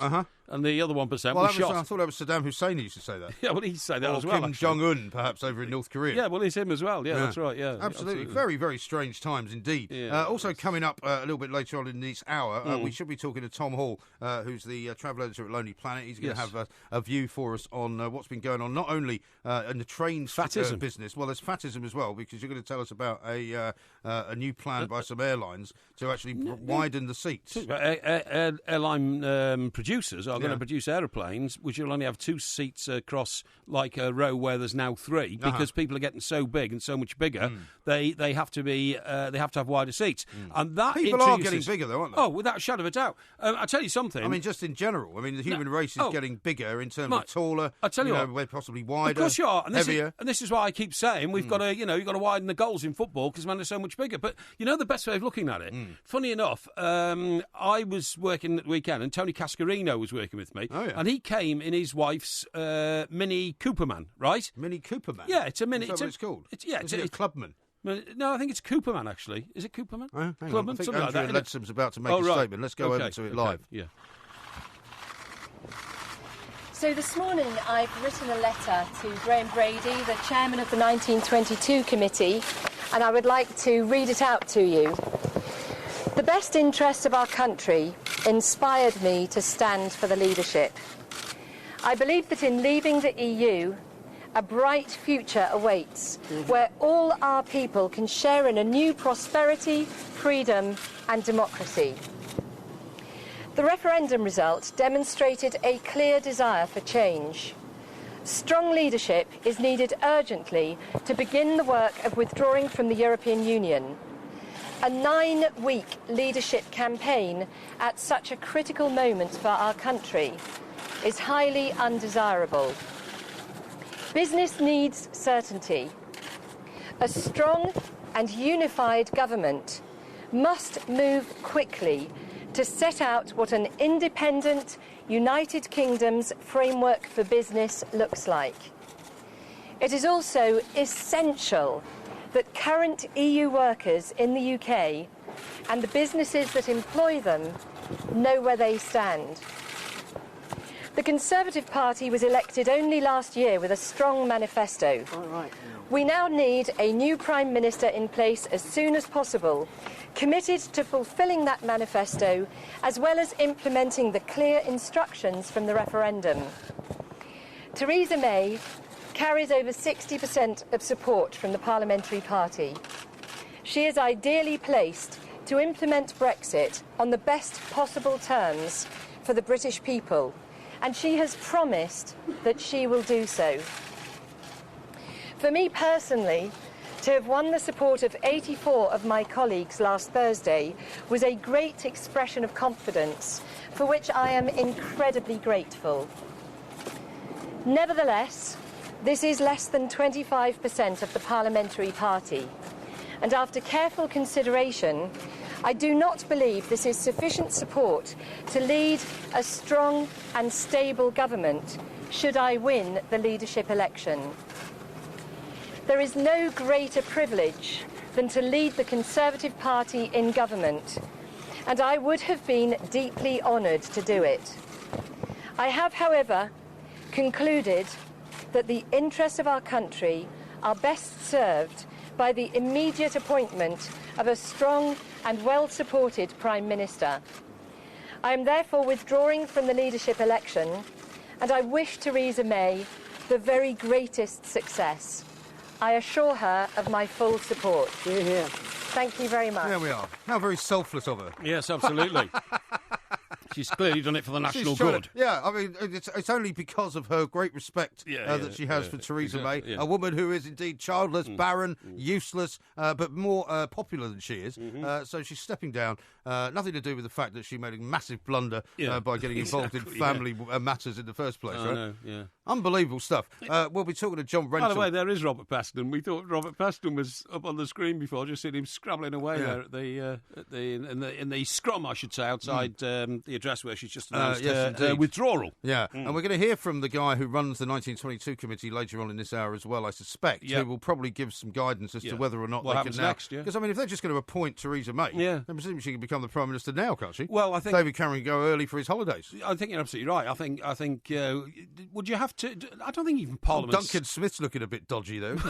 I'm not surprised. He's going, what on earth is going on? Can I have another go? No, everybody he's backed so far has fallen by the wayside. Yeah. So, I don't think he's looking too good there. Yeah. I don't even know if they have to... I mean, hang on, we're in summer, so Parliament's not sitting.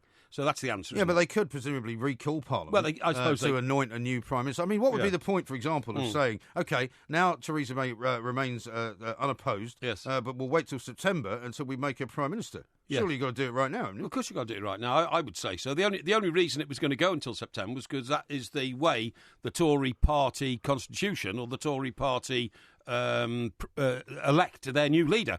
But as she's unopposed, there's no vote to take place. They're not going to now send out ballot cards, are they, to the 330,000 members saying, here, I'll vote for Theresa May or Theresa May. Absolutely right. Well, I'll tell you what, let's get some answers from John Rentoul, of course, Chief Political Commentator for The Independent. Mr. Rentoul, we've been talking to you an awful lot recently. How are you? Are you there, John? Hello, John. You should be there. Yes, you should be. You will be. I'm sure we'll find him in a second. There we go. John, how are you? No? No, still there we not don't there. go. I'll tell you what.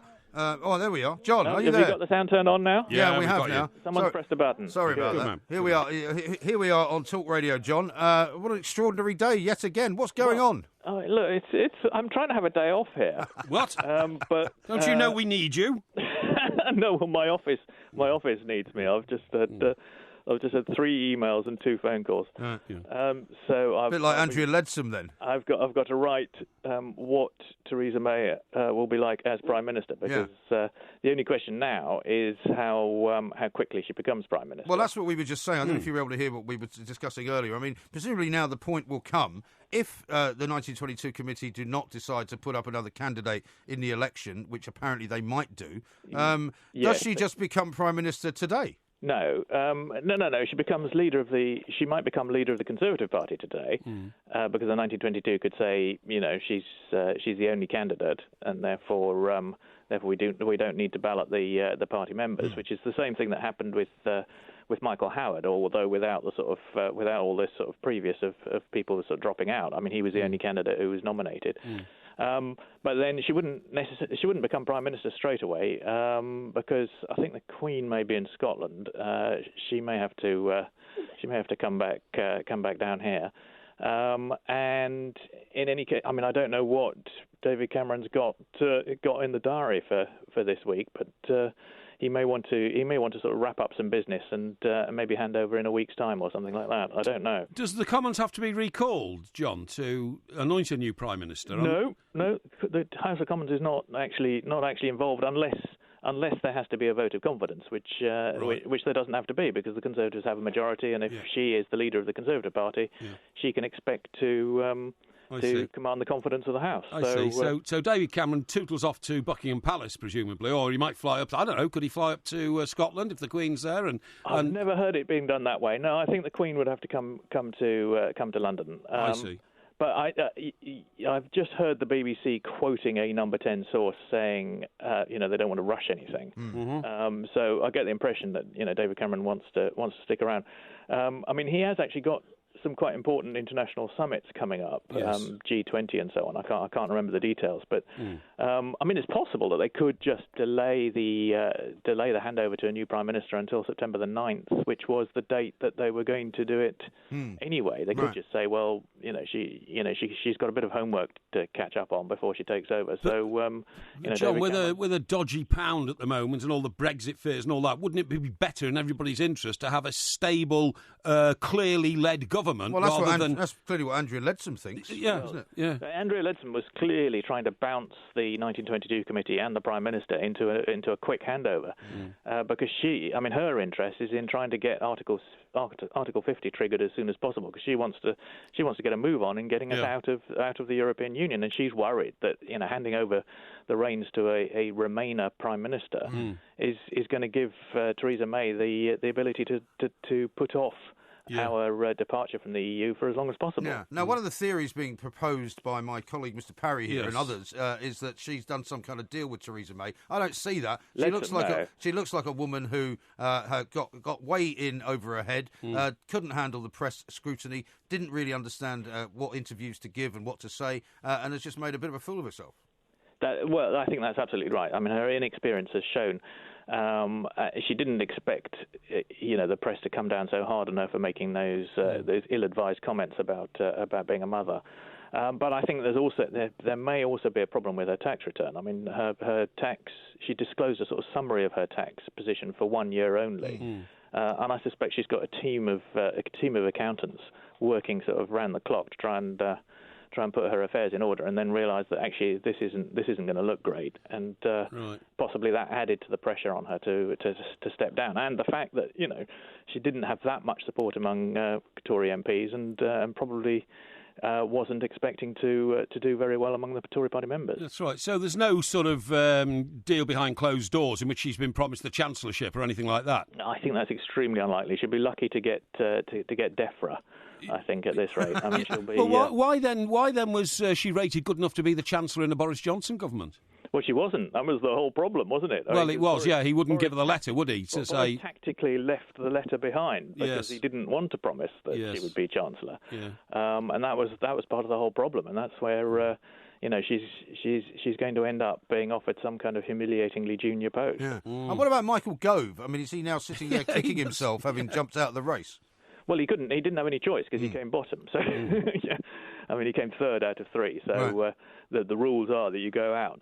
No, I mean there is a slight question over whether the 1922 committee, who are going to speak in about 8 minutes, they might say, well, look, the number 2 candidate's dropped out, so let's put the number 3 candidate in. But actually, if you look at the 1922 committee, they're all Theresa May supporters. So I don't think they're going to give Michael Gove a second chance. I mean, the extraordinary thing about all of this, John, and you and I have been talking, both of us have been talking to you for ever since the night of the referendum, basically. That if somebody had come up to you 4 months ago and said, well, here's what's going to happen, we're going to replace David Cameron with Theresa May, people would think, why have you gone mad? Why would you want to do that? Yeah, blow up Boris Johnson's career along the way. Michael Gove can go. Yeah, Michael Gove can disappear down the old Swanee. I mean...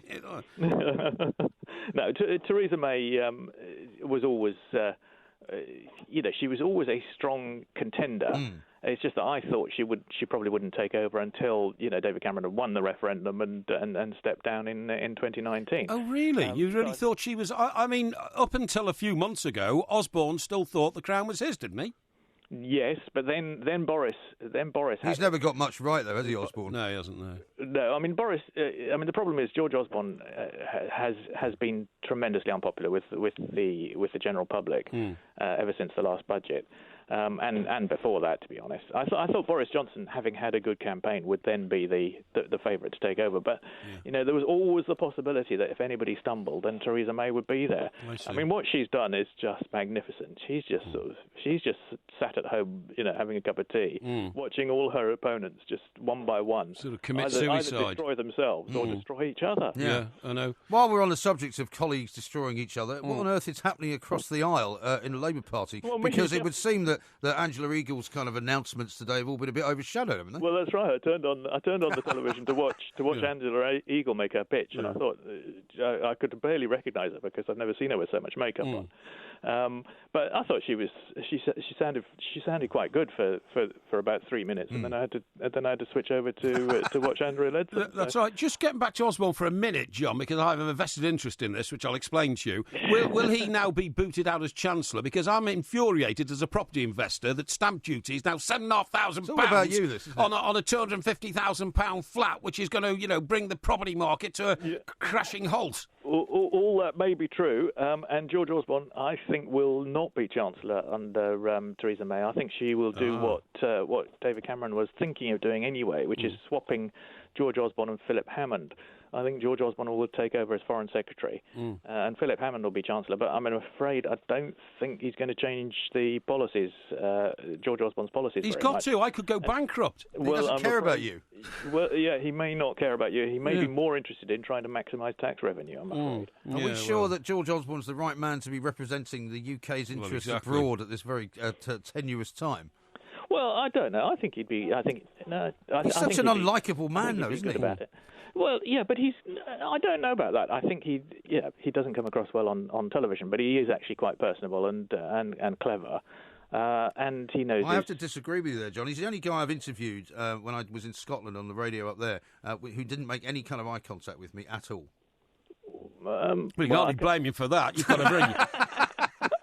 That may be true. I'll tell you what, I have trouble making eye contact with you, and that's after 5 pints. That's because you're about a foot lower than me. No, it's because you've got an ugly mug. I'll tell you what he could do, John. He could, as foreign minister, if he's got any of the Tony Blair instincts, he might get the contract to wallpaper the inside of the Kremlin.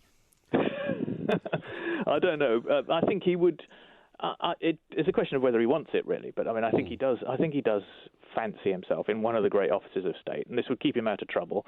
He wouldn't be involved in Europe at all, because that would be the responsibility of whoever this new Secretary of State for Brexit is, who's probably going to be Chris Grayling. Oh, yeah. And George Osborne can go off and deal with important people around the world. I think he'd quite enjoy that. He'd probably be quite good at it. I mean, the bottom line, I suppose, John, as well, is that while we sit here kind of marvelling at the complete and utter kind of idiocy of what seems to be going on around us, politicians love this sort of stuff, don't they? They love all the jockeying for position and the deal making, and well, if they're winning, they do, and they're burning the candle at both ends and all of that. Well, they like it. They like it if they're winning. Exactly. They're not so keen once they lose out. That's right, John. Just very briefly, because time's getting a bit short. Do you believe that Theresa May will stick absolutely to her word, and that will be no stutter, stammer, or halting to our withdrawal from Europe? Well, although she's said Brexit means Brexit, she has also said that she doesn't want to trigger Article 50 this year, so she's already delaying it to a certain extent. and I suspect she'll want to delay it for a bit longer. But no, I think broadly speaking, I think she recognises the political imperative, which is to deliver on what the British people have voted for, unless something very dramatic changes. Yeah, sure. Well, John, it's going to be another busy few days for you, I'm sure. Thank you so much for joining us, and we will look forward to what the 1922 committee are going to come out with. John Rentoul, there from the Independent, chief political commentator, can't have a day off anytime soon, because the Tory party still seems absolutely hell bent on dragging itself into a million pieces. Absolutely. This is Talk Radio. This is Talk Radio, of course. We are the Two Mics, and there's going to be a podcast coming out a little bit later on. This is something we do every single Monday, winners and losers. It's currently 6 apiece, actually, and this could be the deciding vote. Yes. And, of course, there's a few late candidates that have rolled into town in the last half an hour. But we do our losers first. He has 3, I have 3. We then do 3 winners each, and you get to vote on Twitter. Just go to @the2mics, and it will be pinned to the very top of that. Now, do you want to go first with your losers, or do you want to go I'll first let you with go your first winners? with the losers. All right, I'm going to go first with my losers. Okay. Now, my first loser of the weekend has to be Dimitri Payet, right? Yeah. This is the guy who plays for West Ham, clatters into Ronaldo, the most expensive player in the world, although you might say Gareth Bale actually cost more money, but I think Ronaldo actually makes more money. And now, especially that he's a Euro most valuable player Euro final winner, takes him out of the game completely, which you have to say, can't approve the sponsors very, very well. Can't impress them too much. And despite the fact that everybody says, it was a bit of a clumsy challenge, I think he knew exactly what he was doing. I mean, his right leg came clattering in into Ronaldo's knee. And yet it wasn't a foul, was it? Well, it wasn't a foul, and people said, I don't think he was... I think there was no doubt that Payet was trying to knacker Ronaldo. But, of course, he's a massive loser, not just because he tried to do that, but because it didn't work. Because actually having Ronaldo go out of the game was worth more to Portugal than anything else, because the rest of the team then rallied round and ended up beating France in the final. It was. My second loser, as we've just been hearing from John Rentoul, is going to be George Osborne, because it now looks as though in a newly formed cabinet and a newly formed government with Theresa May at the head of it, because the 1922 committee have now just said they're not going to reopen the contest, so she's the only remaining candidate. He's going to lose his job as Chancellor of the Exchequer. And whether he becomes Foreign Secretary or whatever, basically that is the biggest number 2 job really in British politics. So he's going to be demoted. And finally, staying with the same party, I'm going to have to say David Cameron, not because of anything that's happened today, but because at Wimbledon yesterday, as Andy Murray, thanked the Prime Minister for turning up, there was a resounding sort of chorus of boos from the entire crowd at Centre Court, who are clearly not very keen on Mr Cameron. So not only is he a guy who now could be blamed for breaking up possibly the United Kingdom, leaving the European Union, but also as a guy who everywhere he goes from this point on is just going to be booed. Sure. So those are my 3. Dimitri Payet, George Osborne and David Cameron. OK. Well, you've picked 2 men who've only come into the frame in the last 10 minutes. But, I mean, I don't blame you. That's fine. No, Wimbledon happened yesterday. I put Cameron in the frame because of Wimbledon, not because of any of this. Well, he's not the Prime Minister anymore now. Well, he's still the Prime Minister. Well, only titularly. But anyway, look, I'm not knocking it. Well, it's a versatile competition. Right, my 3 losers, right? You picked Dimitri Payet, is that right? Payet, yes. Payet. I'm going to pick Paul Pogba, because Paul Pogba's performance in the final was so poor and France lost that I've estimated his value overnight has gone down by about 30 million quid. Very possibly. Because 2 days ago he was worth 110 million. 110 million. People are now saying that he may not exceed the current biggest fee of £85 million. And to lose that is a tremendous amount of money for his club and for himself, because his standing's gone down, right? My second loser has to be Andrea Leadsom. Obvious, obviously. Well, yeah, but it's a bit obvious. George Osborne, isn't it? Considering we've just had a political. I think I made a bit of a lateral switch there. Well, you made a lateral switch, but nevertheless, you've put in George Osborne. George Osborne, we're told, is going to lose his job as Chancellor of the Exchequer, but be Foreign Secretary, which means travelling around the world in the most exotic circumstances. Not exactly a loser in my view. You'd like all that, yes. I'm staying in expensive hotels on somebody else's cheque. But in your eyes, a loser. So I'm going for Paul Pogba. I'm going for Andrea Leadsom, and my third loser, and this one is born more out of sentiment than anything else, is Paul Gascoigne, because I'm afraid the pictures that we've seen of him this morning, and if you haven't seen them, try and access them, are truly shocking. It is shocking. He looks like a man who has been bashed over the head, starved for the last 3 weeks. He has some sort of terrible skin condition, which made all his legs and his feet scaly. His eyes are all over the place. Him a loser, though. Well, I'm sorry, but he has become one of life's terrible losers. When you look at him, the guy's certainly not a winner, and he was. Well, no. He was, at one stage in 1990, he was a winner, and of course the connection with Paul Gascoigne and sporting stars of this weekend is the crying bit. Paul Gascoigne cried in tears of despair when he found out he wasn't going to be able to play in the final of the World Cup had we got through to it. But the tears of sportsmen this weekend have all been celebratory tears from Ronaldo and from Andy Murray. So they're my 3 losers. OK, well, let's do the winners now, shall we? OK. Everyone's a winner, baby, that's no lie. That's no lie. You never fail to satisfy. Now, as I went first with the losers, it seems Yes. only fair that you should go first with the winners. So Okay. what are your 3 winners of Well, the weekend? I'm really sorry about this, but it's my turn to go first. I'm going to pick the biggest winner in Britain today, and that's Theresa May. Yeah, it has to be done, It doesn't has to be, I'm afraid. Yeah. Otherwise, I'd look like an idiot. It's a bit of an open goal, that, really. A bit of isn't an it? open goal. So Theresa May's my Maybe first on this one. very rare of occasions, because Yes. it is the last ever winners and losers Yes. for this season anyway. Yes. Maybe we could both have it. And then we could be judged on the other two. Hang on, mate. Hang on. You did Then we losers can be first. both on I'm the other doing winners first. Yeah, no, I know. But what I'm saying Yeah. is that maybe we could be judged on the other two. No, I because don't it's such think an so. obvious one not to do. No, I don't think so. No, I we'll don't think see. so. I We'll think see. you'll find I got there first. Right now, I think you'll find I got there first? Yes. I let you go first. No. I let you go first, and you chose to go losers first. Unbelievable. So Theresa May. Now, I could, if I was a really nasty individual, name my What next do you mean? two. You're not a nasty individual. No, I'm not. No, I could name my next two as Andy Murray and Ronaldo, who are the two obvious ones. You Okay, could do that, yeah. and that would leave you with nothing. That would leave you with nothing at all.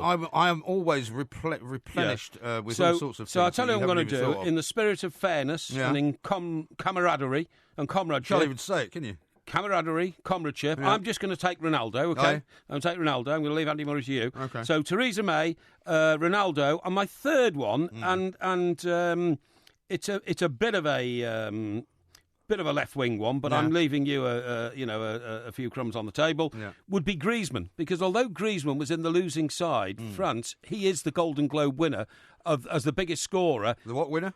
The Golden Boot winner. Not the Golden Globe. No, you haven't won a You Golden didn't get Globe it for yet. acting. Do you know why I said? I said that because I was going to make that dreadful Cumberbatch guy, the actor. Oh, Benedict Cumberbatch. Yeah, I was going to make him a loser if I'd have had a fourth Yeah. choice because he pitched up after the Ligging around Wimbledon the final. sort of backstage area of Wimbledon. Yeah. Hanging around talking to royalty and all that. I thought you liked all these top people from top schools. I don't like actors who stand on stages and instead of acting start lecturing the audience into, the blinking politicians aren't doing it, so I'm going to do it, Right. So Theresa May, Ronaldo. Ronaldo. Yeah. Ronaldo. And who else did I say? I've forgotten now. Griezmann. Yeah, Griezmann. Yeah, Antoine Griezmann. The man who lost the cup final. The man who is the Golden Boot winner in the European Championships. Okay. Well, I mean, you've left me Andy Murray, and I have to go with Andy Murray Yes, of because course. obviously he did win his second Wimbledon, and of course his third Grand Slam, and maybe his third of many. So he finally joins the ranks of many, many great players who've won more than one Wimbledon, of course. Yes. I'm going to go for my second winner, actually, is Portugal, because Portugal, which Indeed. came to the Euros without any kind of good choice. without any sort of fanfare, really, aside from having Ronaldo. I mean, they were called not just by you, but by many people, Yes. a one-man team, and they proved said last two-man night. team. No, you said one-man No, I team. didn't. I said Ronaldo and... Well, don't make me go back and find the audio. Yeah, the other guy, We know what's what his you name? said. The other guy. Yeah, Nino. Or Nino. What was his name? You mean Nanny? Nanny. Yeah, Nanny. Nino, Danny. Anyway, so they proved last night, beyond a shadow of a doubt, Yes, that they they did. are much, much more than a one-man team. Yes. Because not only did they win the Euros, but they won it without the one man that makes up the one-man team. I've just seen Thereby- that headline, Mike. thereby- Sorry. Michael Gove backs Theresa May. Oh, really? Yeah. Do you Well, have a- maybe I'll put Michael Gove now as my final winner, right? Because Michael Gove, a man more slippery, and a man who actually, by bizarre coincidence, people say I look very like. Yes. Or maybe he looks like me. I'm not That's sure. right, that's but right. I mean, the idea that he's now backing Theresa May, I know. who actually backed the Remain campaign Yeah. when he was one of her staunchest supporters, rather her staunchest adversaries, Yes. tells you everything you need to know Indeed. about how it is. Oh, Boris Johnson's backed her as well. It's fantastic, isn't it? So it's Yeah. kind of as you were for the Tories. Yeah. They're still in charge. Nobody seems to know who's running the place. But I'm going to go. In fact, I think maybe I'll go with. I'll just stick with Michael Gove, I suppose. Okay. But anything can change in the next top 5 minutes. So my Indeed. three are Andy Murray, Portugal, and Michael Gove. What you have to do is go to the two mics. We'll pin the tweet at the top of our Twitter account, and you vote now. The voting will be on until I would say midday.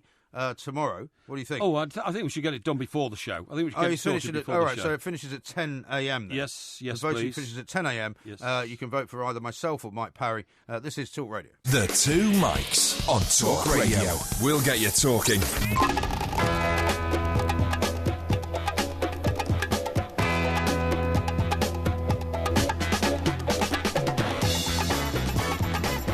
Quite a show, hasn't it, Porky? I mean, we're nearly done. I mean, we got a Yeah. new Prime Minister in the space of the first show we do on Talk Radio. I mean, it can't be bad, really, can it? That's pretty historical, it looks that. as though, I was just going to hit my microphone out of the way. It looks as though all's well that ends well with the Tories. Well, Michael Gove, Boris Johnson, Yeah. David Cameron, Andrea Leadsom, they're all united now behind Theresa May, a woman who has no children, in That's case you right. didn't notice that. Is apparently going to be the next Prime Minister of this country. And I've got some even better news than Have you? that.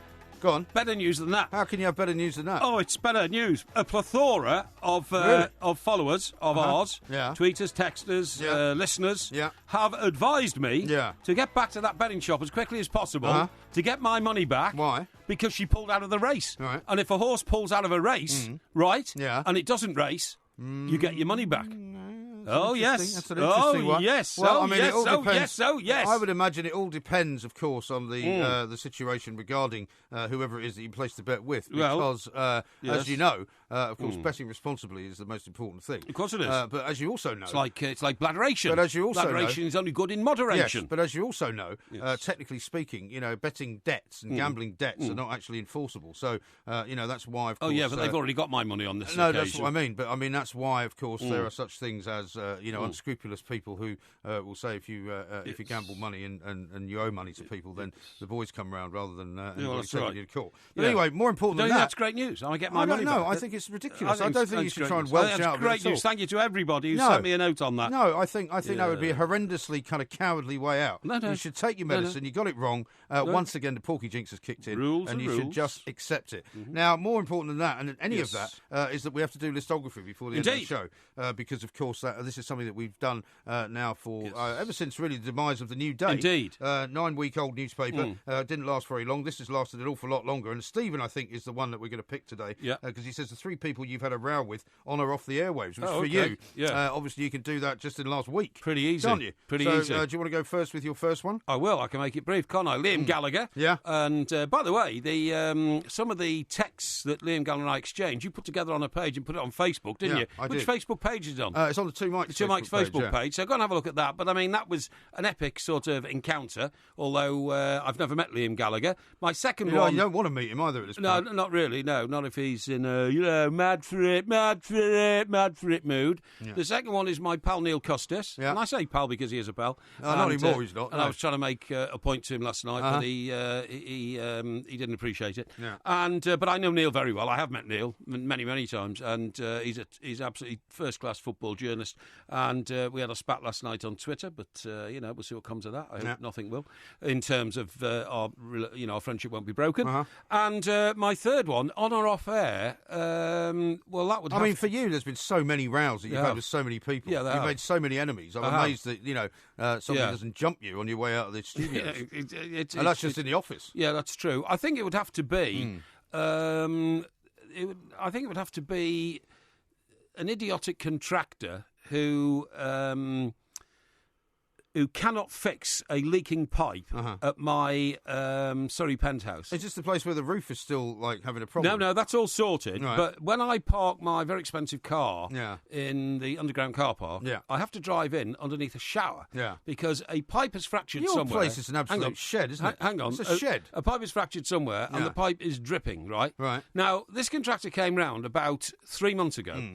And he fixed it. Yeah. And I was ever so pleased because it meant that the big puddle that, was constantly gathering on the floor had gone. The dripping wasn't there. Yeah.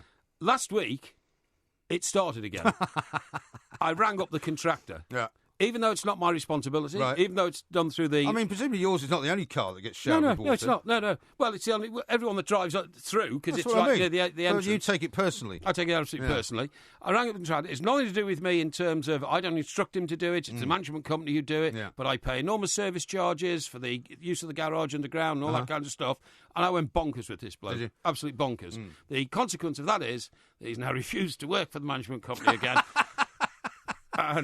So now it's going to just continually leak forever. Well, they'll have to find somebody else. Because it's a bit like, they're blaming me. They're now shouting at me and saying, why did you frighten him off? Yeah, because you're just such an objectionable character. No, aren't I'm you? not. I had a point to make, and that if you were paid good money to fix but I mean, this is the trouble pipe, with you should have fixed it. No, but it's not fixed, and it's not now likely to be fixed because you've alienated everyone, and he'll tell every one of his mates not to bother going round there. He's already done that. Yeah, so you won't be able to get anyone. Yeah, no, absolutely horrendous. Well, I'm going to have to say my number one, and yours, I suppose, as well. You could have had this guy. It's the man who we call the man who cannot be named. Without doubt. But, of course, he can be named. Yes. He is, of course, the celebrity chef. Or celebrity... sorry, not celebrity chef. He's a celebrity sort of food critic. Yes. Jay Rayner. Cookery critic. Jay Rayner. We invited him on the show on TalkSport some weeks ago to talk about the price of tipping and whether tipping should be good. But instead of starting the conversation about that, we had been talking about selling McCain chips at the Ritz for 45 quid. And he went mad, didn't he? He didn't want to answer the question on the basis that he hadn't been prepared to answer the question. I thought I'd come on to talk about tipping, not chips. Well, hang on. He's supposed to be a food critic. And all that would have been fine, except for the fact that he then started attacking us on Twitter. And sent a very, very rude message to one of our assistant producers. So we basically ended up having this massive row. He's still blocking people, even now, on his Twitter account. Blocked hundreds of them. And he's still blocked me. He's blocked the two mics, so he's got to be the first one. My second one, I would say, has to be a guy up in Scotland who's also bizarrely blocked me on Twitter. We're going up to do the Edinburgh Festival, of course, at the end of August. Are. There's a character called Ewan McComb. Who does a column now for, I think it's Scotland on Sunday. Oh, right. Who I used to know when I was up there in the good old days. And we did we used to have a gossip column that ran stories about various hacks and what they got up to. Yes. And we ran one particular story about him without naming him, bizarrely. And he got very worked up about it because mostly it was a true story. Yes. And he got involved in some spat with me about a month or so ago. Right. And after then sort of having a go at me, I then went back to him a couple of times and he blocked me. So he's now blocked me. So we'll be giving him some clog, I think, when we go up to Edinburgh. Give him a bit of stick. Might invite him onto the show. Yeah. See if he wants to stick up for himself. As the famous line in the Peaky Blinders from Aunt Polly was, yeah, don't F around with the Peaky Blinders. Yeah. And I would say that was don't mess with the two mics. Yeah, exactly. The other great one, I suppose, would have to go all the way back to when my parents were still living in this country, and unfortunately they got involved in a bit of a car accident on the M6 one time. Oh, really? You never told me about that. My mother was driving... Hope nobody was injured. They weren't, no, they were fine, but they were shunted up the back end by a lorry, and my mother was only... my mother was driving one of those little Peugeot sort of 106s or something, because that was what she liked, this little car, and they'd had this very sort of, a slimy salesman who had sold them the car, and was all over them like a rash, when they bought it. Yeah. And they ended up having to be driven home in a pickup truck. The car was written off completely. And they wanted to get themselves a new car and all the rest of it. And he just was nowhere to be found. My mother kept ringing him up. He wouldn't return the calls. Yeah. And so eventually, and I was still working at the Express at the time, eventually I rang his boss. Yeah. And I said, look, this guy has been messing my mother around. She's 80, whatever it was she was at the time. Anyway, the end result was, when the guy said, well, give him a ring and see if he's... And I rang him up and I told him who I was. And he said, oh, what exactly do you do at the Daily Express? In that way that some people do. And I said, well, I'll tell you what I do at the Daily Express. I decide what's going on the front page of the Daily Express, and right now it's going to be you, unless you sort something out. And he eventually got her a new car. He gave her a car for free. But by the end of the whole thing, he got fired, which I consider to be a great success. Well, hang on. Did he not come after you then for destroying his life? No, he didn't. No, I don't know where he went. Blimey. Don't care where he went either. If he needs to know, I can ring him up and tell him. Don't worry about that. Absolutely right.